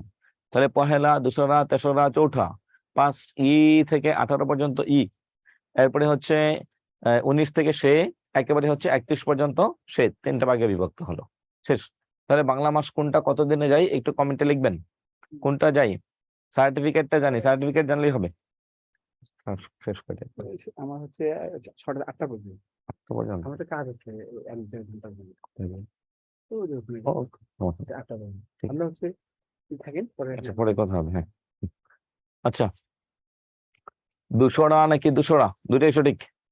পহেলা, দুসরা, তেসরা, চৌঠা, এখন বর্তমান বানানো অনুযায়ী দুটাই সঠিক। তৃতীয় ধাপের পরীক্ষা কোন মাসে হবে? প্রথম ধাপ হলে বাকিটা বোঝা যাবে। প্রথম ধাপ যদি হয় তাহলে বাকিটা বোঝা যাবে, প্রথম ধাপ না হওয়া পর্যন্ত বাকিটা বোঝা যাচ্ছে না। প্রথম ধাপের তারিখ দিতে ওরা এখনো কিছু বলেনি, ওরা শুধু এতটুকু একটা পূর্বাভাস আমরা পেয়েছি, যদি ইলেকশনের আগে হয় তাহলে এই আগস্ট মাসে জানাবে, আর যদি এই আগস্টে না জানাই তাহলে ইলেকশনের আগে হওয়ার সম্ভাবনা মনে হয় কম। কিন্তু আপনি এটা ভাববেন না, আপনার কাজ হচ্ছে দ্রুত পড়ালেখা একবার শেষ করুন, শেষ করে আবার রিভিশন দিবেন, আবার রিভিশন দিবেন, আবার রিভিশন দিবেন। আপনার কাজ হচ্ছে শুধু রিভিশন চলতে থাকবে। এখন আসুন, তারিখবাচক শব্দের অর্ধেক গেল। বাংলা মাস কোনটা কত দিনে যায়? কমেন্টে লিখেন নাই, বাংলা মাস কোনটা কত দিনে যায়? বাংলা মাস কোনটা কত দিনে যায়? প্রথম 6টি, প্রথম 6টি যাবে হচ্ছে 31 দিন, প্রথম 6টি 31 দিন। পরের 5টি, পরের 5টি হচ্ছে 30 দিন, পরের 5টি 30 দিন। গুণ করেন, 6 গুণন 31, 6 একে 6, 3 6 18, 186 দিন। 5 গুণন 30, 3 5 15, 150 দিন। ফাল্গুন মাস, ফাল্গুন মাস হচ্ছে 30 দিন। তো 6 6 5 3 5 8 আর 8 16 6 হাতে আছে 1 আর 2 3, 365 দিন। 6 কে 6, 318, হ্যাঁ, 3 5 15। ফাল্গুন মাস, ফাল্গুন মাসটা হচ্ছে হিসাবে একটু দেখুন, ফাল্গুন মাসটা হচ্ছে 29 দিন। এই হচ্ছে 9 5 15 6, হ্যাঁ, এই হচ্ছে 365 দিন। তাহলে আমাদের একটু খেয়াল করবেন মাসগুলো, এটা কিন্তু খুবই ইম্পর্টেন্ট, এটা ভাই ভাই ধরবে, প্রাইমারি ভাই ভাই এটা ধরবে। তাহলে বাংলা তারিখবাচক শব্দের প্রথম 4টা মাস, প্রথম 6টা মাস হচ্ছে 31 দিন। বলুন প্রথম 6টা মাস কত দিনে যাবে? 31 দিনে যাবে, 31 ডেজ। এরপরে হচ্ছে 6টা, প্রথম 6টা, এরপরের 5টা, শুধু ফাল্গুন ছাড়া বাকি যে 5টা মাস আছে এই 5টা মাস যাবে 30 দিনে। ফাল্গুন ছাড়া বাকি 5টি মাসই কত দিনে যাবে? 30 দিনে যাবে। আর শুধু ফাল্গুন মাসটা যাবে হচ্ছে 29 দিনে। শুধু ফাল্গুন মাস যাবে কত দিনে? 29 দিন। 32 দিনে একটা মাস আছে, সেটা হচ্ছে বাংলা তারিখবাচক শব্দের হিন্দু ধর্মের ক্ষেত্রে প্রযোজ্য হবে। 32 দিন হিন্দু ধর্মের ক্ষেত্রে, এটা আমাদের বাংলাদেশের ক্যালেন্ডারে 32 দিনে কোনো মাস নাই, বাংলাদেশের ক্যালেন্ডারে কোনো 32 দিনে মাস নেই। তাহলে বাংলা তারিখবাচক শব্দ সর্বপ্রথম যিনি প্রবর্তন করেছেন তিনি হচ্ছেন সম্রাট আকবর। সম্রাট আকবর, সম্রাট আকবর 1556 খ্রিস্টাব্দে, সম্রাট আকবর 1556 খ্রিস্টাব্দে পানিপথের দ্বিতীয় যুদ্ধে জয়লাভ করার মাধ্যমে বাংলার সিংহাসনে আরোহণ করেন, দিল্লির সিংহাসনে আরোহণ করেন। এই সালকে স্মরণীয় করে রাখার জন্য ওই বছর তিনি তিনি একটা ধর্ম তৈরি করেছিলেন, তার নাম কি? দিন এ ইলাহি বা দিন এ এলাহি। এই দিন এ এলাহির কর্মকাণ্ড পরিচালনা করার জন্য, দিন এ এলাহির কর্মকাণ্ড পরিচালনা করার জন্য তিনি কি করলেন? একটা কি করলেন? বাংলা তারিখবাচক শব্দের প্রবর্তন করলেন। তাহলে সম্রাট আকবরের মাথায় কি এত বুদ্ধি ছিল যে একটা বাংলা তারিখবাচক শব্দ কি করে বের করতে হয় এটা তিনি কি করে জানলেন? তিনি একজন জ্যোতিষ্ক বিজ্ঞানীকে ডেকে আনলেন পারস্য থেকে। তৎকালীন জ্ঞান বিজ্ঞানের উৎকর্ষ সাধন হতো পারস্যে, অর্থাৎ এই ইরান থেকে তিনি কি করলেন? ওমর ফতুল্লাহ সিরাজি নামক একজন জ্যোতিষ্ক বিজ্ঞানীকে ডেকে আনলেন। উনি নক্ষত্রের চলাচলের উপর ভিত্তি করে তিনি কি করলেন? একটা তারিখবাচক শব্দ তৈরি করলেন। আমরা মুসলিম যারা, এরা যেটা করি, আমাদের ইসলাম ধর্মের সকল উৎসবগুলো পরিচালনা করি, মানে ফিক্সড করি, নির্ধারণ করি চাঁদের গণনার পর, চাঁদের চলাচলের উপর ভিত্তি করে। আর হিন্দু ধর্মের সকল উৎসবগুলো নির্ধারণ করা হয় তাদের তিথি অর্থাৎ নক্ষত্রের চলাচলের উপর ভিত্তি করে। তাহলে নক্ষত্রের চলাচলের উপর ভিত্তি করে যে তারিখ পরিচালনা করা হয় তাই হচ্ছে বাংলা তারিখ। আচ্ছা, স্যার দিয়েছেন খ্রিস্টপূর্ব আর খ্রিস্টাব্দ বিষয়টা যদি একটু বুঝিয়ে দিতেন ভালো হতো। খ্রিস্টপূর্ব মানে যীশু খ্রিস্টের জন্মের আগে, আজকে থেকে ঠিক 2023 সাল পূর্বে যীশু খ্রিস্টের জন্ম হয়েছিল পৃথিবীতে। এই যীশু খ্রিস্টের জন্মের পূর্বের সময়টা বলে খ্রিস্টপূর্ব, আর পরের সময়টাকে বলে খ্রিস্টাব্দ। আজকে যেমন 2023 খ্রিস্ট অব্দ, মানে যীশু খ্রিস্টের জন্মের পরের সময়টাকে বলে খ্রিস্ট অব্দ, আর আগের সময়টাকে কি বলে খ্রিস্টপূর্ব। এখন আসুন, এখন হচ্ছে আমার তারিখবাচক শব্দ দরকার। আমি তারিখবাচক সংখ্যাবাচক শব্দ এসেছি। তারিখবাচক শব্দ প্রথম 6টা মাস হচ্ছে 31 দিন, পরে 5টা মাস 30 দিন। কিন্তু আমাদের বাৎসরিক গতি কত? আমাদের বাৎসরিক গতি হচ্ছে 365 দিন 5 ঘন্টা 48 মিনিট 47 সেকেন্ড, 48 মিনিট 47 সেকেন্ড। তাহলে দেখুন, এই যে প্রত্যেক বছর প্রায় 6 ঘন্টা করে বাড়তে বাড়তে বাড়তে বাড়তে 4 বছরে একটা দিন বেড়ে যায়, এটাকে বলে অধিবর্ষ। অধিবর্ষে ফাল্গুন মাস 29 দিনের জায়গায় আর একটা দিন বেড়ে যাবে, টোটাল বছর হবে 365 দিনের জায়গায় 366 দিন। তাহলে বছর হবে কত? 366 দিনে। আর মাস হচ্ছে কত দিনে যাবে? ফাল্গুন যাবে হচ্ছে 30 দিনে। তাহলে আমাদের তারিখবাচক শব্দ ক্লিয়ার বলে মনে করি। কারো কোনো প্রশ্ন আছে কিনা তারিখবাচক শব্দে? এরপরে যাবেন, তারিখবাচক শব্দের পরে কি আছে দেখুন। তারিখবাচক শব্দ হচ্ছে এটা, প্রথম পহেলা। এরপরে ক্রম বা পূরণবাচক শব্দ। একটু কমেন্ট করছি, আপনার ক্লাস 10-এ রুল কত ছিল? Bangla lecture 4 video record class শোনা যায় না। ওকে, আমি এটা অফিসে জানাচ্ছি। বাংলা লেকচার 4, আপনি একটু কমেন্ট করবেন যে আপনার রুল ক্লাস 10-এ কত ছিল। বানান করে বাংলায় লিখবেন, বাংলায়, ইংরেজিতে না, বাংলায় একটু লিখবেন যে আপনার কত ছিল। 1 ছিল, 9 ছিল, দ্রুত উত্তর করবেন। 2 ছিল, 1 ছিল, প্রথম ছিল, 11 ছিল, 8 ছিল। কমেন্ট করবেন আপনার রোল কত ছিল। 200টা, 200টা কে বেশি, 200টা তারিখ। 4 ছিল, 7 ছিল। দ্রুত কমেন্ট করুন কার রোল কত ছিল। ভাইবা বোর্ডে ঢুকতেই আপনাকে একটা প্রশ্ন করবে, আপনার ক্লাস 10-এর রুল কত ছিল? বাংলায় অধিবর্ষ সন কিভাবে বের করা হয়? ওই যে 4 বছর পর পর, ইংরেজির মতোই, এর বাইরে কিছু না। হ্যাঁ, তাহলে এখন প্রশ্ন হলো এটা না, আমার প্রশ্নটা হলো প্রায় ম্যাক্সিমাম 3জন সঠিক উত্তর দিয়েছেন, আর বাকি সবাই ভুল বলেছেন। বাকি সবাই এই তথ্যটা ভুল করেছেন, বাকি সবাই এই বিষয়ে ভুল করেছেন। কি ভুলটা করেছেন একটু দেখুন। হ্যাঁ, কি ভুলটা করেছেন? ক্রমবাচক সংখ্যা, তারিখবাচক তো আমরা পড়লাম, এখন যেমন ক্রমিক, রুল নং শব্দের বাংলা অর্থ হচ্ছে ক্রমিক নং। ক্রমিক মানে কি? ক্রম বা পূরণবাচক। যার রোল 1 থাকে ক্লাসে, তাকে আপনি কি বলেন? ফার্স্ট বয় না ওয়ান বয়? মেয়ে হলে ফার্স্ট গার্ল না ওয়ান গার্ল? আমরা কোনটা বলি? ফার্স্ট। তাহলে ফার্স্টের বাংলা কি? ইংরেজিতে সংখ্যা 3 প্রকার, অর্ডিনাল, কার্ডিনাল, মাল্টিপ্লিকেটিভ। বাংলায় সাধারণ সংখ্যা, ক্রমবাচক সংখ্যা, সমষ্টিবাচক সংখ্যা। তাহলে ক্রমবাচক মানে কি? প্রথম, দ্বিতীয়, তৃতীয়, চতুর্থ, পঞ্চম, ষষ্ঠ, সপ্তম, অষ্টম, নবম, দশম। এখন বলুন। থ্যাংক ইউ, দ্বিতীয় ছিলাম। তাহলে এতক্ষণ 2 বলছেন কেন? হ্যাঁ, 43 বলছেন একজন, 43 কেমনে বললেন? 12টা বাজাইছেন। এখন ভাইবা বোর্ডে উল্টা পাল্টা বলে দিয়ে আসবেন, আর চাকরি না হইলে পরে বলবেন কি আমার মামা নাই, আমার খালু নাই। হ্যাঁ, দোষ পরে আমার খালুর, যে আমার খালু নাই, আমার চাকরি কে দেবে? আমার মামা নাই। হ্যাঁ, তাহলে চাকরি এই 11তম না, একাদশ। হ্যাঁ, সেকেন্ড। এই উত্তর একজন দিচ্ছেন, সেকেন্ড। সেকেন্ড দেবেন না, বাংলায় বলুন। বাংলা ক্লাসে ইংরেজি লিখবেন না, সপ্তম। এই তো হচ্ছে এখন, এটা আমার দরকার। চাকরি না হলে তখন মামা খালু নাই। আর ভুলটা যে আমি করি, এইটার কোনো খোঁজ খবর নাই। হ্যাঁ, আচ্ছা, ক্লিয়ার করবো। 43তম না, ত্রয়োচত্বারিংশ। 43, ত্রয়োচত্বারিংশ, এটা একটু দেখাচ্ছি। খাতা কলম নিন অথবা একটা স্ক্রিনশট নেবেন, তাহলেই হবে। বিংশ, বিংশ মানে হচ্ছে 20। 20 পর্যন্ত আগে একটু মুখে বলে দিচ্ছি। দশমের পরে একাদশ, দ্বাদশ, ত্রয়োদশ, চতুর্দশ, পঞ্চদশ, ষোড়শ, সপ্তদশ, অষ্টদশ, ঊনবিংশ, বিংশ। বিংশ মানে 20, ত্রিংশ মানে 30, চত্বারিংশ মানে 40, 50তম মানে 50, ষষ্ঠীতম মানে 60, সপ্ততিতম মানে 70, 80তম মানে 80, নবতিতম মানে 90, শততম মানে 100। বেশ, এটা হচ্ছে মানে দশক গুলো। এখন এক এক গুলো লিখতেছি। এক, দ্বি, দে, ত্রয়ো, চতু, পঞ্চম, ষট, সপ্ত, অষ্ট, একটা স্ক্রিনশট নেবেন, আগে একটু বুঝেন তাহলেই হবে। স্ক্রিনশট নিয়ে নেবেন একটা। আচ্ছা, এখন আসুন বিংশ মানে কি? 20, 20 থেকে 30 কি হবে?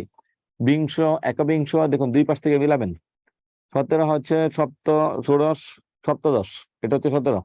তাহলে দেখুন বিংশ, একবিংশ, দ্বিবিংশ, ত্রয়োবিংশ, দ্বি বা দে দুটা মিলে একটা, দ্বি বা দে। ত্রয়োবিংশ, চতুর্বিংশ, পঞ্চবিংশ, ষটবিংশ, সপ্তবিংশ, অষ্টবিংশ, অনুজ্ঞা ধরবে পরে থেকে 29, 30। তাহলে এরপরে যান একত্রিংশ, দ্বাত্রিংশ, ত্রয়োত্রিংশ, চতুর্থিংশ, পঞ্চত্রিংশ, ষটত্রিংশ, সপ্তত্রিংশ, অষ্টত্রিংশ, ঊনচত্বরিংশ, চত্বরিংশ, একচত্বরিংশ, দ্বিচত্বরিংশ, ত্রয়োচত্বরিংশ, চতুর্চত্বরিংশ, পঞ্চচত্বরিংশ, ষটচত্বরিংশ, সপ্তচত্বরিংশ, অষ্টচত্বরিংশ, 49তম, 50তম, 51তম, 52তম। খালি দুই পাশ থেকে মিলাবেন। আমি বলছি, আপনি খালি বোর্ডে তাকান আর মিলান।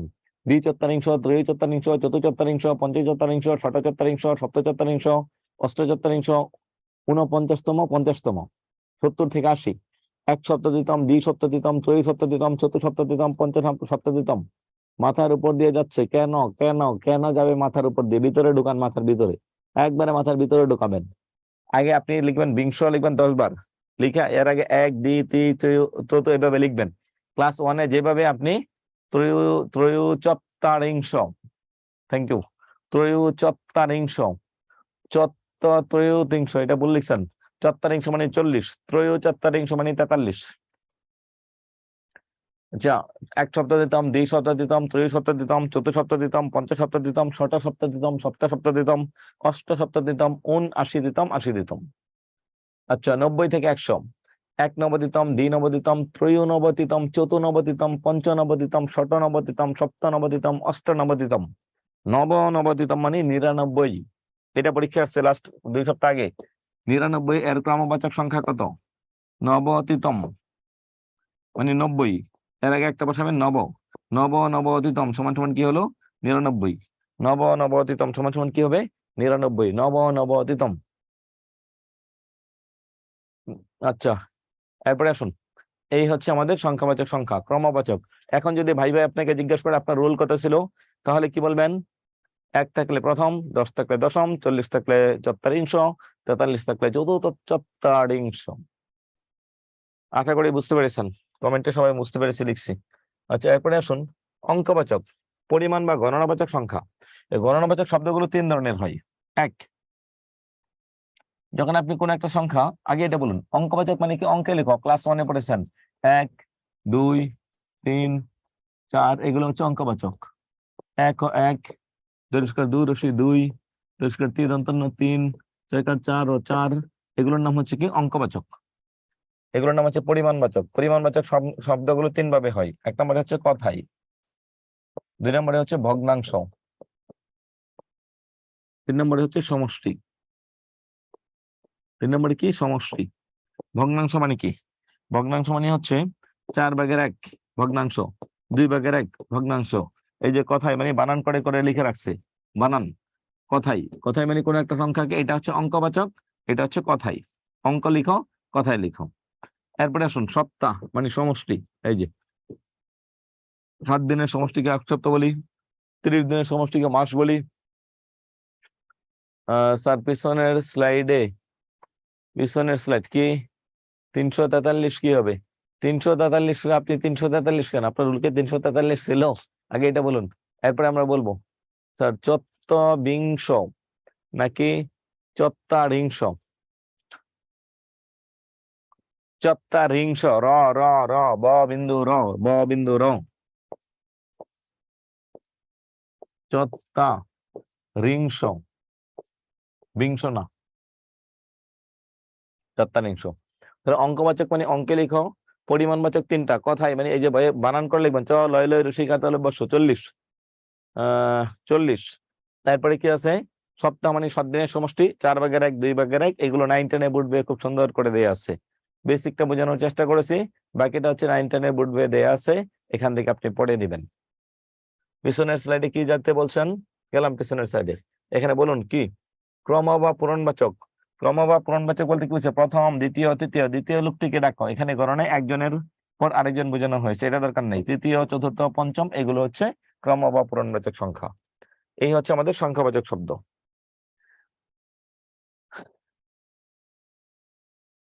তার আগে কি তারিখবাচক শব্দ। তারিখবাচক শব্দ মানে কি? পহেলা, দোসরা, হ্যাঁ, পহেলা বৈশাখ, এরপরে কি আছে 22শে শ্রাবণ। তারিখবাচক 1 থেকে 4 পর্যন্ত হিন্দি। কি চাচ্ছেন তা আমি বুঝতে পারছি না আপনার প্রশ্নটা। আচ্ছা, এরপরে আসুন। এরপরে হচ্ছে আলোচ্য টপিক থেকে প্রশ্ন কি করে আসে। দশম শ্রেণী, এখানে বিশেষণ কোন শ্রেণীর? এখানে বিশেষণ কোন শ্রেণী? কোনটা বিশেষণ? দশম শ্রেণী। সংখ্যাবাচক, পরিমাণবাচক, ক্রমবাচক, অবস্থাবাচক। এটা উত্তর আপনারা দিবেন, কোনটা উত্তর হবে? এটার উত্তর কি হবে? সি।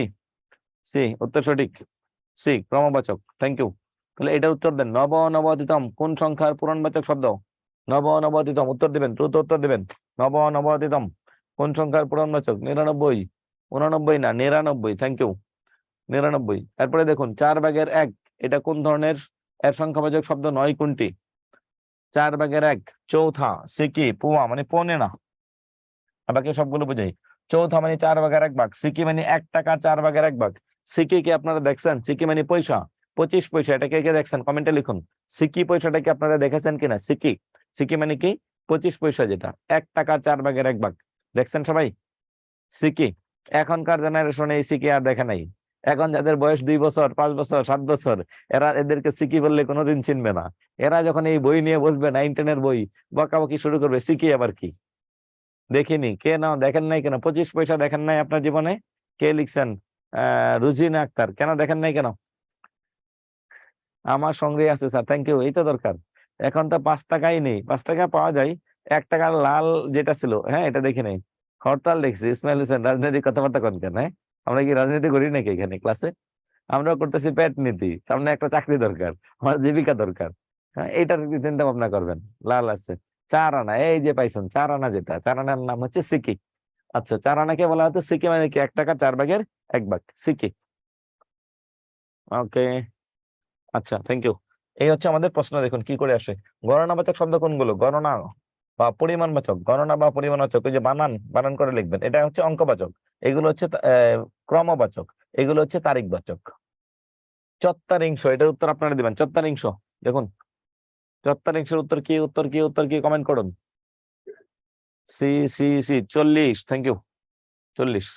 সার্ধশত, এটা কোন ধরনের সংখ্যা? 150। সার্ধশত শততম, এখানে উত্তর কি হবে? 150। ক্রমবাচক সংখ্যা নাকি সংখ্যাবাচক? কোনটা হবে? দেখুন সার্ধশত জন্মবার্ষিকী। সার্ধশত কোন ধরনের সংখ্যা? সরি, এখানে ভুল। এখানে সংখ্যাবাচক হবে, সংখ্যাবাচক হবে না। এখানে উত্তর হবে এটা ক্রমবাচক। এটা ভুল দিছে। দ্বিরুক্ত, দ্বিরুক্ত পড়েছি। এখন আমরা যাব হচ্ছে পুরুষ স্ত্রীবাচক শব্দে।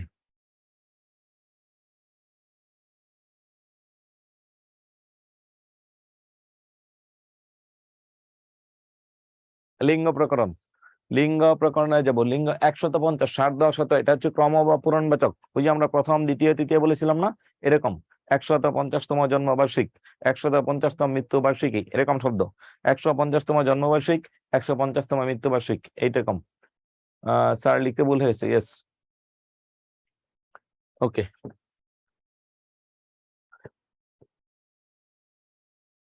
এইগুলো পরীক্ষা আসবে না। পরীক্ষা যেভাবে আসবে আমি সেভাবে আগে লিখছি। যেভাবে চাকরি পরীক্ষা আসবে সেটা আমি একটু দেখতেছি। 1, সাধারণ অর্থে।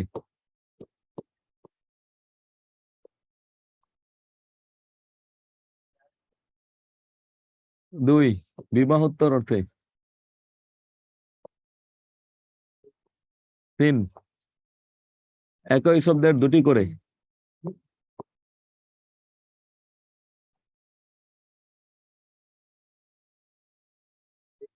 1 শব্দের দুটি করে পুরুষবাচক শব্দ। 4, নিত্য পুরুষ অর্থে। 4 নম্বরে হচ্ছে নিত্য পুরুষ অর্থে।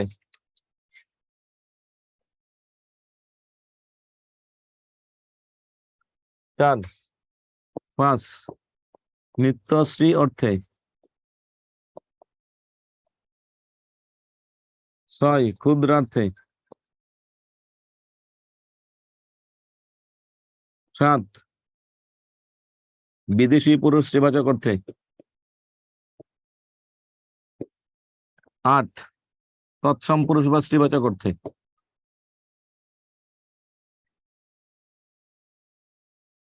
8 তৎসম পুরুষ বা স্ত্রীবাচক অর্থে। এখন আসুন এইগুলো থেকে আমরা কি পড়বো বা কি বুঝবো এটা আমরা একটু দেখি। তৎসম পুরুষ বা স্ত্রী অর্থে, ইয়েস,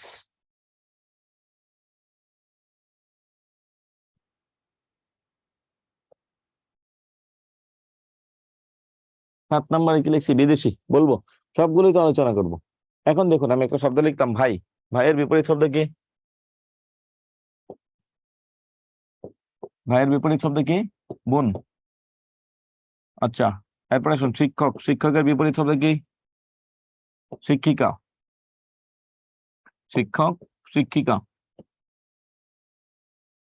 শিক্ষক, শিক্ষিকা।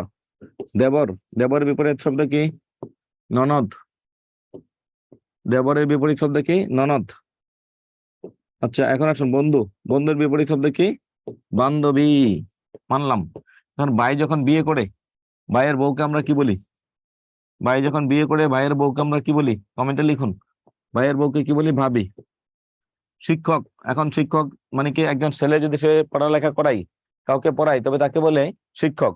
এখন একজন মেয়ে যদি আগে ক্লাসগুলো এত নেট প্রবলেম ছিল না, এখন অনেক নেট প্রবলেম হচ্ছে। আচ্ছা, বাকিরা কি আমার কথা শুনতে পাচ্ছেন কিনা? বাকিরা আমার কথা শুনতে পাচ্ছেন কিনা? ইয়েস নো দুইটা কমেন্ট করতে হবে। যদি একজন আমাকে বলেন যে কথা শুনতে পাচ্ছি না, আমার দায়িত্ব বাকি সবাইকে জিজ্ঞাসা করা যে বাকিরা বুঝতে পারতেছেন কিনা। এটা অফলাইন না, এটা অনলাইন। তার মানে ইয়েস লিখছেন প্রায় সবাই। তাহলে একজন দুইজনের প্রবলেম, একজন দুইজনের প্রবলেম হলে আপনার ফোনের প্রবলেম। আর যদি সবার প্রবলেম হতো তাহলে এটা আমার অফিসের, আমার স্টুডিওর প্রবলেম হতো। যদি সকলের প্রবলেম হতো তাহলে সেটা হচ্ছে আমার স্টুডিওর প্রবলেম ছিল। আর যেহেতু একজন দুইজনের প্রবলেম, তাহলে এটা আপনার ব্যক্তিগত প্রবলেম, সেটা সমাধান হচ্ছে। 1 নম্বর উপায়টা হচ্ছে আপনি প্রথমে এটা থেকে বের হবেন, বের হয়ে আপনি আবার কি করবেন? আপনি লিভ নেবেন, লিভ নিয়ে আবার আপনি জয়েন করবেন, তাহলেই হবে। তাহলে দেখুন শিক্ষক, শিক্ষকের বিপরীতে হচ্ছে শিক্ষিকা। এখন শিক্ষকের ওয়াইফ, সে যদি শিক্ষক না হয় তাকে আমরা কি বলি? শিক্ষক পত্নী।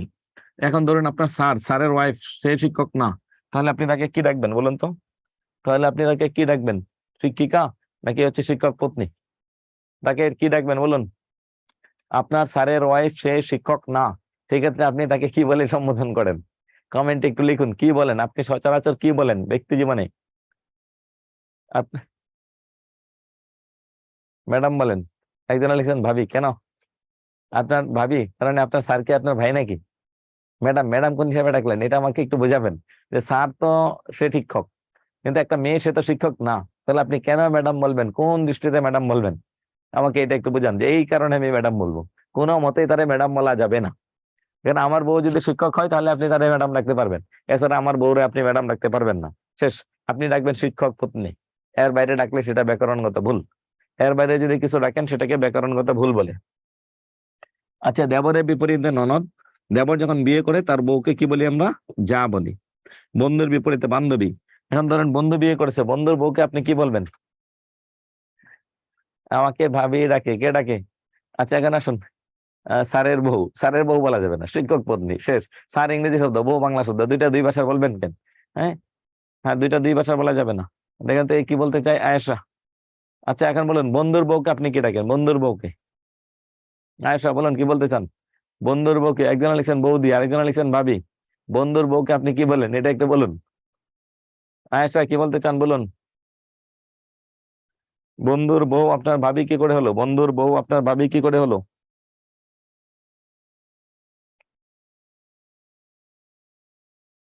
নাম ধরে ডাকি? বাহ, নাম ধরে ডাকেন কেমনে? বন্ধুর বউরে আমার নাম ধরে ডাকা যাবে? আচ্ছা, বন্ধুর বউ মানে হচ্ছে বন্ধু পত্নী।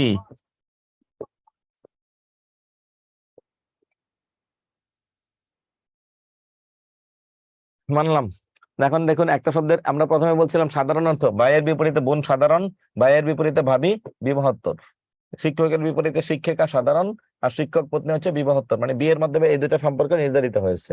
তাহলে দেবরের বিপরীতে ননদ, এটা সাধারণ। দেবরের বিপরীতে যা, এটা হচ্ছে কি? বিবাহোত্তর। এখন স্ত্রীবাচক শব্দের দুইটা করে বিবাহোত্তর বলবো। স্ত্রীবাচক শব্দের, আপনার বোনকে বিয়ে দিয়েছেন, এখন বোনের হাজবেন্ডকে কি ডাকেন? আপনার বড় বোনের হাজবেন্ড অথবা ছোট বোনের হাজবেন্ডকে আপনি কি ডাকেন বা কি বলেন? শিক্ষিকা। শিক্ষিকার হাজবেন্ড যদি শিক্ষক না হয় তাহলে আমরা তাকে কি বলবো? শিক্ষিকাপতি। শিক্ষিকাপতি। ম্যাডামের হাজবেন্ড যদি টিচার না হয় তাহলে আপনি তাকে স্যার বলতে পারবেন না, শিক্ষিকাপতি বলবেন। ননদের হাজবেন্ডকে আমরা কি বলি? নন্দাই বলি। ননদের হাজবেন্ডকে কি বলি? নন্দাই। বান্ধবীর বিপরীত শব্দটা হচ্ছে বন্ধু অথবা হচ্ছে বান্ধবী পতি, দুটো শব্দ অ্যাড করবেন। একটা হচ্ছে কি বান্ধবী পতি। আচ্ছা এখন আসুন, বোনের হাজবেন্ডকে আপনি কি বলেন? দুলাভাই, দুলাভাই, দুলাভাই, বোনাই, ব্রাতা, হ্যাঁ ভাইয়া। ছোট হলে নাম দিয়ে ডাকি, আর বড় হলে হ্যাঁ দুলাভাই কি পেয়েছেন? দুলাভাই শব্দটা ভুল, দুলাভাই রাখা যাবে না। দুলাভাইয়ের পুনরূপ হচ্ছে দুলাল, দুলাল ভাই অথবা দুলহা ভাই, দুইটা শব্দ থেকে আসছে। ভগ্নিপতি, ইয়েস ভগ্নিপতি, এটা ডাকতে পারতেন। জামাই বাবু এটা বলতে পারতেন। ভাইয়া এটা বলতে পারবেন। বোনের বিপরীত যেহেতু ভাই, তাহলে বোনের হাজবেন্ডকে ভাই বা ভাইয়া এই শব্দ বলে আপনি সম্বোধন করতে পারবেন। জামাই বাবু বলতে পারবেন, কিন্তু দুলাভাই বলা যাবে না। এই দুলাভাই পাইছেন কোথায়? হয়তো বলবেন দুলাভাই আসছে দুলাল থেকে, তার মানে প্রত্যেকটা ছেলের নামই হচ্ছে দুলাল। কেমনে? দুলাল শব্দের অর্থ ছেলে, দুলালি অর্থ হচ্ছে মেয়ে। আর ধনির দুলাল, বঙ্গবন্ধু এর শ্রীলিঙ্গ কি? তাই আমি এগুলো জানি না, এটা আপনি নতুন করে আবিষ্কার করেন। বঙ্গবন্ধু এটার বিপরীত স্ত্রীবাচক শব্দ আমার জানা নেই। 9-10 এর বোর্ড বইগুলো কত সালের গুলো পড়বো? 20 সাল অথবা তার আগের, 20 সাল অথবা আগের। বঙ্গবন্ধু এর স্ত্রীলিঙ্গ কি? বন্ধুর বিপরীতে কি হবে এখন? বন্ধুর বহু, এরকম না। এটার কোনো উত্তর আমি জানি না। রঞ্জু হুসাইন। আর কাজ নাই আপনার, হ্যাঁ আর কোনো শব্দ খুঁজে পান নাই। বঙ্গবন্ধু এর স্ত্রীবাচক কি হবে? আচ্ছা বঙ্গমাতা। বঙ্গমাতা এমনি এমনি হয় না, বঙ্গমাতা কেন? জাতির জনকের ওয়াইফ, এই জন্য বলি বঙ্গমাতা। কোথাও এই মাসের 8 তারিখে ওনার জন্মদিন গিয়েছে, শেখ ফজিলাতুন্নেসা মুজিব। আচ্ছা একটু কেউ কমেন্ট করতে পারবেন? বঙ্গমাতা শেখ ফজিলাতুন্নেসা মুজিব কত বছর বয়সে বিয়ে করেছিলেন? বর্তমান প্রধানমন্ত্রীর মায়ের বিয়ে হয়েছিল কত বছর বয়সে? 13 বছর। বাকিরা কি লিখবেন? একজনে লিখছেন 13, দুইজনে 13, তিনজনে 8, 3 লিখছেন কি? আসাদুল হক 3, 3, 13। এই বয়স এগুলো পাইছেন কোন কিতাবে আপনারা? নাকি আন্দাজ করে লেখা শুরু করছেন যে দেই ঠেলা একটা জায়গায় গিয়ে তো হবে 16, আর এই জন্য 9? অনলি 3 বছর বয়সে বিয়ে হয়। 3 বছর বয়সে। তার নাম ছিল হচ্ছে, ডাকনাম ছিল রেনু। এখন ওনারা দুইজন কাজিন ছিলেন। এখন আসুন, শেখ হাসিনা বর্তমান প্রধানমন্ত্রী, মাননীয় প্রধানমন্ত্রীর মায়ের নাম হচ্ছে ফজিলাতুন্নেসা। ওনাকে বঙ্গমাতা এই জন্য বলা হয়, বঙ্গবন্ধু বাঙালি জাতির জনক এই জন্য বলা হয়, বাঙালি জাতির পিতা, আর ওনাকে বলা হয় বঙ্গমাতা, এমনি এমনি বলা হয় না। এরপরে আসুন, হ্যাঁ বোনের বিপরীতে কি? ভাবি। বোনের বিপরীত শব্দ দুইটা, একটা হচ্ছে ভগ্নিপতি। ভগ্নিপতি, বোনের হাজবেন্ডকে আপনি ভগ্নিপতি অথবা ভাই অথবা ভাইয়ের সমার্থক কোনো একটা শব্দ বলতে পারবেন। ভগ্নিপতিকে আপনি বোনের সমার্থক শব্দ বলতে পারবেন, ভাইয়ের কোনো একটা সমার্থক শব্দ বলতে পারবেন। এর বাইরে আপনি কিছু বলতে পারবেন না, বললে সেটা হচ্ছে ভুল। যদি বলেন তাহলে সেটা ভুল হবে না। বঙ্গবন্ধুর ওয়াইফের বিয়ে হয়েছিল, বঙ্গবন্ধু বিয়ে করেছেন দেখুন, উঠায় নিয়ে আসা হয়েছে 1 বয়সে। আর বিয়ে হয়েছিল বঙ্গবন্ধুর বয়স যখন 13 বছর, তখন তার ওয়াইফের বয়স মাত্র 3 বছর। আর বঙ্গবন্ধু বিয়ে করেছেন হচ্ছে, উঠিয়ে নিয়ে আসছেন হচ্ছে বঙ্গবন্ধুর বয়স যখন 18 বছর, আর শেখ ফজিলাতুন্নেসা মুজিবের বয়স তখন মাত্র 8 বছর। দুজনের বয়সের ডিফারেন্স 10। একজনের জন্ম হচ্ছে 1920 সাল, আরেকজনের জন্ম হচ্ছে 1930 সাল। এখন আসুন, এই হচ্ছে আমাদের 1, 2, 3, 3টা গেল। 4 নম্বরে দেখুন, 4 নম্বরে কি আছে? 4 নিত্য পুরুষ, এমন একটা শব্দ যার বিপরীতে কোনো স্ত্রীবাচক শব্দ নাই। কবিরাজ, এটা নিত্য পুরুষ। কবিরাজ এটা হচ্ছে কি? নিত্য পুরুষ বোঝাই, কবিরাজ। রাষ্ট্রপতি, এটাও নিত্য পুরুষ, এই জন্য নিত্য পুরুষ। রাষ্ট্রপতি,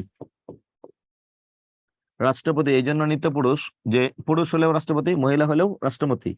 বাংলাদেশের রাষ্ট্রপতি হচ্ছেন বর্তমানে মহামান্য রাষ্ট্রপতিকে সোহাবুদ্দিন চুপ্পু, আর ভারতের রাষ্ট্রপতির নাম হচ্ছে দ্রৌপদী মুর্মু। তাহলে দ্রৌপদী মুর্মু সেও রাষ্ট্রপতি, সোহাবুদ্দিন চুপ্পু সেও রাষ্ট্রপতি। তাহলে দুজনের রাষ্ট্রপতি, একজন পুরুষ একজন মহিলা। শেখ হাসিনা উনিও মন্ত্রী, ওবায়দুল কাদের উনিও মন্ত্রী। তাহলে একটা শব্দ দ্বারা স্ত্রী পুরুষ যদি দুইটাকে বুঝাই, অর্থাৎ এটার কোনো স্ত্রীবাচক শব্দ নাই। কবিরাজ এর কোনো স্ত্রীবাচক শব্দ নাই। তাই এদেরকে বলে নিত্য পুরুষবাচক শব্দ। নিত্য স্ত্রীবাচক শব্দ কোনগুলো? যার বিপরীতে কোনো পুরুষবাচক শব্দ নেই তাকে বলে নিত্য স্ত্রীবাচক শব্দ। যেমন সতীন, এর বিপরীতে কোনো পুরুষবাচক শব্দ নেই এবং করাও সম্ভব নয়, সতীন। এর বিপরীতে কোনো পুরুষবাচক শব্দ নেই এবং করাও সম্ভব না, সতীন। আচ্ছা, এরপর লিখলাম অন্তঃসত্ত্বা, অন্তঃসত্ত্বা। আচ্ছা, এরপরে লিখলাম হচ্ছে কুলটা। এই শব্দগুলোর বিপরীতে কোনো পুরুষবাচক শব্দ নেই। কুলটা মানে পতিতা, অন্তঃসত্ত্বা মানে প্রেগনেন্ট, সতীন মানে হাজবেন্ডের দ্বিতীয় ওয়াইফ বা প্রথম ওয়াইফ। আচ্ছা, এই যে হাজবেন্ডের ওয়াইফ, একটা মেয়ের হাজবেন্ডের ওয়াইফকে কি বলে? সতীন বলে। তার মানে এই শব্দগুলো দ্বারা শুধু শুধু সদবা, ইয়েস, কুলটা, এই শব্দগুলো দ্বারা শুধুমাত্র এমন একটা শব্দ যার বিপরীতে কোনো পুরুষবাচক শব্দ নেই এবং কোনো পুরুষবাচক শব্দ করা সম্ভব না। তাই এদেরকে বলা হয় কি শব্দ? নিত্য পুরুষবাচক শব্দ, নিত্য স্ত্রীবাচক শব্দ। শেষ পার্ট, সেটা হচ্ছে ক্ষুদ্রার্থ। ক্ষুদ্রার্থ বলতে তিনটা শর্তকে বুঝতে হবে। কয়টা শর্ত বুঝবো? তিনটা। এক, শব্দের শেষে ইকা থাকা লাগবে। দুই, ছোট অর্থ বোঝাতে হবে। তিন, বিপরীতে কোনো পুরুষ থাকা যাবে না, কোনো পুরুষ থাকা যাবে না। এক, কি শব্দের শেষে ইকা থাকবে, দুই, ছোট অর্থ বোঝাবে, তিন, বিপরীতে কোনো পুরুষবাচক শব্দ থাকা যাবে না। এই তিনটা শর্ত যদি কোনো শব্দে ঠিক থাকে, ডাক্তারের স্ত্রীবাচক যদি মহিলা ডাক্তার হয়, তাহলে কবিরাজের স্ত্রীবাচক স্ত্রীলিঙ্গ মহিলা কবিরাজ হবে না। কেন? এমনি এমনি হবে না, ব্যাকরণ এটা মানে না। অনেক মহিলা তো কবিরাজি করেন, মহিলা কবিরাজি করলেও ওইটাকে কবিরাজ বলবে। ইয়েস, গর্ভবতী, ইয়েস, গর্ভবতীটাও হচ্ছে নিত্য স্ত্রীবাচক, কারণ এটা কোনো পুরুষের পক্ষে হওয়া সম্ভব নয়। ওই অন্তঃসত্ত্বার গর্ভবতী তো একটাই। ইয়েস। এখন আসুন, রঞ্জু হোসেন ডাক্তারের স্ত্রীবাচক মহিলা ডাক্তার বা ফিমেল ডক্টর হলেও কবিরাজের স্ত্রীবাচক ব্যাকরণে কোনো মহিলা কবিরাজ নেই। এই জন্য আমি একটা শব্দ লিখলাম পুস্তিকা, দুই নম্বরে লিখলাম সেবিকা, তিন নম্বরে লিখলাম সেলিকা, চার নম্বরে লিখলাম নাটিকা। চারটার মধ্যে কোনটা ক্ষুদ্রার্থে হবে, কোনটা হবে না, এটা দেখুন। তিনটা শর্ত বলছে। এক, শব্দের শেষে ইকা থাকা লাগবে। দুই, ছোট অর্থ বোঝাতে হবে। তিন নম্বরে এর বিপরীতে কোনো পুরুষবাচক শব্দ থাকা যাবে না। এই তিনটা শব্দ, এর বিপরীতে কি থাকা যাবে না? কোনো পুরুষবাচক শব্দ থাকা যাবে না। এই তিনটা শর্ত যদি কোনো শব্দের মধ্যে মিলে যায়, তাহলে তার নাম হচ্ছে ক্ষুদ্রার্থ। একটা শর্ত যদি মিল না পড়ে, একটা শর্ত দুইটা মিলছে আর একটা মিলে নাই, তাহলে সেটা হবে না। দুইটা মিলেছে একটা মিলে নাই, তাহলে কিন্তু উত্তর সঠিক হবে না। গুড। এখানে কোন দুইটা হচ্ছে ক্ষুদ্রার্থে? কমেন্টে লিখুন। পুস্তিকা, এক, লাস্টে ইকা আছে। দুই, ছোট অর্থ বোঝায়, লিফলেট, 2-3 পৃষ্ঠার বই। এর বিপরীতে কোনো পুরুষবাচক শব্দ নেই। পুস্তক আছে কিন্তু পুস্তকও কোনো পুরুষ না, তাহলে এটা হচ্ছে কি? ক্ষুদ্রার্থে। সেবিকা, এই লাস্টে ইকা আছে। 2 নম্বর শর্ত কি? ছোট অর্থ বোঝায়, না, এখানে বাদ পড়েছে, এটা হবে না। এর বিপরীতে সেবক আছে, এটাও বাদ পড়েছে, দুইটা শর্তে বাদ, তো এটা হবে না। সেলিকা, ইকা আছে, ছোট অর্থ বোঝায়, ওয়াইফের ছোট বোনকে, মানে কি ওইটাকে বলে হচ্ছে কি, ওয়াইফের ছোট বোনকে কি বলে? সেলিকা বলে। তাহলে সেলিকা বিপরীতে কি? শ্যালক আছে, তো এটাও বাদ। নাটিকা, লাস্টে কি আছে? একা আছে। নাটিকা দ্বারা চিত্রনাটককে বুঝে। এখন আসুন, নাটিকা শব্দের তার বিপরীতে নাটক শব্দ আছে, কিন্তু নাটক পুরুষ নয়, তো এটাও সঠিক। তাহলে নাটিকা এবং পুস্তিকা, এই দুটো হচ্ছে ক্ষুদ্রার্থ। নাটিকা, পুস্তিকা। Thank you. সেবিকা উত্তর লিখছেন একজন, এটা ভুল। সেবিকার বিপরীতে সেবক আছে, পুরুষ আছে, এই জন্য এটা ক্ষুদ্রার্থে হবে না। সেবিকার বিপরীতে সেবক আছে অর্থাৎ পুরুষ আছে, তাই এটার বিপরীতে কোনো শব্দ হবে না, এর বিপরীতে কোনো শব্দ হবে না। এই হচ্ছে আমাদের পুরুষ স্ত্রীবাচক শব্দ। এরপরে 7 নম্বরে হচ্ছে বিদেশি। যেমন খান, খানের বিপরীত হচ্ছে খানম। খানের বিপরীত শব্দ কি? খানম। অসূর্য স্পর্শ মানে হচ্ছে, অসূর্য স্পর্শ অর্থ কি? এটার অর্থটা হচ্ছে ভার্জিন, সতীত্ব পরায়ণ, যেই মেয়ের এখনো বিয়ে হয়নি, অর্থাৎ কুমারী। কুমারী, এটার বিপরীতে কোনো কুমার শব্দ নেই, কারণ ছেলেদের এটা কিছু বিষয় আছে, এটা পড়ে নেবেন। আচ্ছা, বিদেশি মালিক, মালিকা, খান, খানম, মুহতারিম, মুহতারিমা, এগুলো বিদেশি। আর বাকি বোর্ড বইয়ে যা আছে, 7 কি লেখছেন, সাথে লেখছি বিদেশি শব্দ, বিদেশি। বিদেশি মানে ওই যে খান, এটা বিপরীতে খানম, মালেক, মালেকা, মুহতারিম, মুহতারিমা, এই শব্দগুলো। এরপরে কি আছে? বিদেশি। বিদেশির মধ্যে কি আছে? তৎসম। তৎসম মানে 9, 10 বোর্ড বইয়ের 2টা পৃষ্ঠা যা আছে সব তৎসম। 9, 10 বোর্ড বইয়ের মধ্যে 2টা পৃষ্ঠার মধ্যে যা যা আছে সবকিছুই তৎসম। 3 বলেন নাই? কে বলছে 3 বলি নাই? তিনি তো সব পড়াইছে। একই শব্দের দুটি করে দেবরের বিপরীতে 2টা শব্দ আছে, একটা হচ্ছে ননদ, আর এটা হচ্ছে কি? নন্দাই, ননের ননদের হাজবেন্ড। ওই যে বন্ধুর বিপরীতে হচ্ছে বান্ধবী, বন্ধু পত্নী।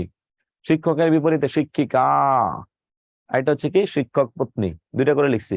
তাহলে নূর নাহার বেগম, অষ্টায়ের পরে নবম লিখবো, নবম না তো ওন, অষ্টায়ের পরে হবে ওন, দীর্ঘ দন্ত ওন, স্ক্রিনশট নেবেন আগে থেকে তাহলেই পাবেন। অষ্টায়ের পরে কি লিখবেন? ওন, দীর্ঘ দন্ত ওন।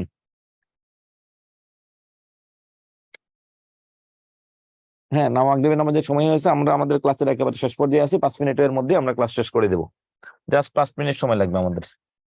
আরেকটা শব্দ আছে কি বচন, বচন শব্দটা দেখাবো, বচন শব্দটা দেখিয়ে আমরা শব্দ 5 মিনিটের মধ্যে ক্লাস শেষ করে দেবো। বচন খুব বেশি কিছু পড়ানোর নেই।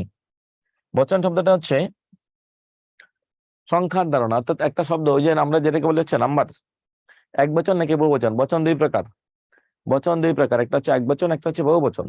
একটা শব্দ দ্বারা নির্দিষ্ট কোনো এক বা একাধিক সংখ্যা বোঝালে তাকে বলে এক বচন, আর যদি বেশি সংখ্যা বোঝায় তাহলে তাকে বলে বহু বচন। এর বাইরে কোনো বচন নেই, একটা হচ্ছে এক বচন, একটা নাম হচ্ছে কি বহু বচন, শেষ, এতটুকুই আপনার দরকার। তাহলে বচনের ধারণা, এক বচন, বচন একটি পারিভাষিক শব্দ। এই যে এক বচনে কি কি শব্দ ব্যবহৃত হয় এটা দেখবেন, রা, এরা, টি, টা, খানা, খানি, কাছাকাছি, বুট, বই, হুবহু পড়বেন, মাত্র 1 পৃষ্ঠা, এপিট ওপিট 1 পাতা, 1 পাতা পড়বেন। কি প্রশ্ন, প্রশ্ন কমেন্টে করে ফেলুন, প্রশ্ন কমেন্টে করে ফেলুন, আমি উত্তর দিচ্ছি। টি, টা, খানা, খানি, গাছাগাছি যদি কোনো শব্দের শেষে আসে তাহলে সেটা হচ্ছে এক বচন বোঝায়। টি, টা, খানা, খানি, একটি, একটা, একখানা, একখানি, এক গাছা, এক গাছি। বহু বচনে কি কি ব্যবহৃত হবে? রা, এরা, গোলাগুলি, গুলু, গুলুন, দিক, দিগের, দিককে, আবলি, গুচ্ছ, দাম, গ্রাম, নিকর, মালা, রাশি, রাজি ইত্যাদি। এই শব্দগুলো কোন শব্দের শেষে থাকলে তার নামই হচ্ছে বহু বচন। এটা বোর্ড বই থেকে দেখে পড়বেন যে কোন শব্দটা এক বচন বোঝাই আর কোন শব্দটা বহু বচন বোঝাই। এটাই, যে কোন শব্দটা এক বচন বোঝাই আর কোন শব্দটা দ্বারা বহু বচন বোঝাই, এই শব্দটা খেয়াল করবেন, আর কিছু দরকার নেই। এরপরে আসুন, কোনটা উন্নত প্রাণীর সাথে বসে, কোনটা ইতর প্রাণীর সাথে বসে, কোনটা অপ্রাণীর সাথে বসে, কোনটা প্রাণীবাচক শব্দের শেষে বসে, এই শব্দগুলো মুখস্থ করবেন। প্রাণী, অপ্রাণী, ইতর প্রাণী এবং হচ্ছে প্রাণী, অপ্রাণী, ইতর প্রাণী এবং উন্নত প্রাণী। দেখুন, বচনে প্রাণী দুই প্রকার, একটা হচ্ছে উন্নত প্রাণী, একটা হচ্ছে ইতর প্রাণী। একটা উন্নত প্রাণী, নতুন নাকি পুরাতন বই হতে উত্তর দিবে, নতুন বই দেওয়া যাবে না। মানুষ উন্নত প্রাণী, মানুষ ছাড়া আর যত প্রাণী আছে পৃথিবীতে সকল প্রাণী হচ্ছে ইতর প্রাণী। তো মানুষের ক্ষেত্রে আমরা ইসলাম ধর্মে আশরাফুল মাখলুকাত, হিন্দু ধর্মে সৃষ্টির শ্রেষ্ঠ জীব, এই জন্য মানুষের ক্ষেত্রে 4টা শব্দ ব্যবহার করা হয়, গণ, বৃন্দ, মণ্ডলী, বর্গ।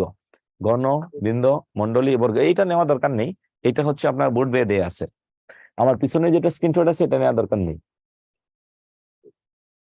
লেকচার 4 রেকর্ড ক্লাস শোনা যায় না। আচ্ছা, আমি একটু অফিসে জানাচ্ছি লেকচার 4-এর রেকর্ডটা কেন শোনা যায় না, আমি এটা অফিসে জানতেছি। আচ্ছা, আমরা আজান দিয়ে দিয়েছে, আর আশা করি এই পর্যন্ত যা পড়াইছি বুঝতেছেন কিনা, বুঝেছেন কিনা একটু কমেন্ট করেন তো। এই যে 2 ঘন্টা পড়লেন, 2 ঘন্টা পড়ে নতুন কি কোনো কিছু শিখেছেন? প্রথমে শুরু করেছিলাম দ্বিরুক্ত, এরপরে সংখ্যাবাচক শব্দ, তারিখবাচক শব্দ, ক্রম পূরণবাচক শব্দ।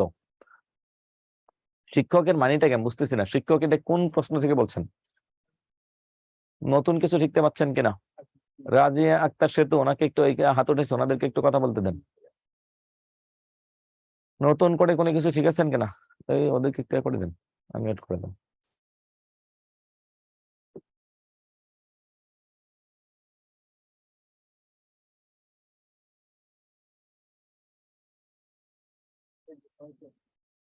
দেখেন কে কে দিয়েছেন হাত উঠেছে কি, হ্যাঁ, 1000 হাত করে দেন, ওরে দেন। হ্যাঁ বলুন। স্যার, স্যার নমস্কার। হ্যাঁ বলুন, কেমন আছেন? জি স্যার, ভালো, আপনি ভালো আছেন? হ্যাঁ ভালো আছি, বলুন। স্যার, আজকে যে ক্লাসটা করলাম অনেকখানি মানে ক্লিয়ার হয়েছে আর অনেক ভালোভাবেই বুঝতে পারছি, সেজন্য আপনাকে অনেক অনেক ধন্যবাদ। আর স্যার, একটা কোশ্চেন ছিল যে আমাদের সমার্থক শব্দ, বিপরীত শব্দ, এগুলো যেগুলো আছে সেগুলো কি আপনি কোনো ক্লাস নেবেন? আমরা পড়ে নিব? না, এটা আপনাকে মুখস্থ করতে হবে, আমি বেসিক কিছু বিষয় দেখিয়ে দেবো, আপনাকে বাকি সব মুখস্থ করতে হবে। সমর্থক, বিপরীত, পারিভাষিক। লেকচার শিটে যা যা সবগুলোই পড়তে হবে না? হ্যাঁ হ্যাঁ হ্যাঁ, ফাতেমা আক্তার সুইটি, আপনার কাছ থেকে আমরা এক্সট্রা ক্লাস চাই, একটা এক্সট্রা ক্লাস আগে শেষ হোক, এরপরে অফিসে জানাবেন, যদি কোনো কিছু বাকি থাকে আমরা আবার নিব। বিদ্যাবাড়ি আপনাদের পরীক্ষা পর্যন্ত লেগে থাকবে, এরপরে জনকে দেন। আসসালামু আলাইকুম ওয়ালাইকুম সালাম, হ্যাঁ বলুন। মন্ডলী, বৃন্দ দুটোই হবে স্যার। শিক্ষকের সাথে, হ্যাঁ বলুন। আমার একটা প্রশ্ন- আপনার নেটওয়ার্ক আটকে গেছে, আমি কথা বুঝি না কিছুই, পরে জনকে দেন।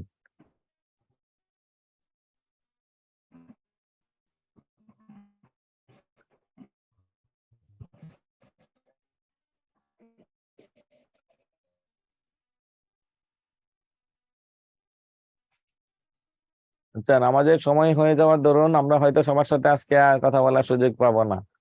আসসালামু আলাইকুম স্যার, একটা কথা ছিল। হ্যাঁ হ্যাঁ হ্যাঁ, বলুন, কথা তো আগে আগে শুনতে পাচ্ছি না। হ্যাঁ বলুন। স্যার মানে বাংলার জন্য আমরা বিদ্যাবাড়ির লেকচার শিট আর বুট বই দুইটা ফলো করলে হবে না আরো কোনো বই ফলো করতে হবে? আরো বই পড়তে হবে। আরো বই আপনার সুবিধার জন্য আরো বই পড়বেন, এই দুটো পড়লে চলে, কিন্তু যদি রিস্কি হয়ে যায় এই জন্য আমি বলবো আরো পড়বেন। গ্রামার আমি কারো কাছে পড়ি নাই, এই প্রথম আপনার কাছে পড়তেছি। Thank you. আর কারো কোনো প্রশ্ন? বলুন।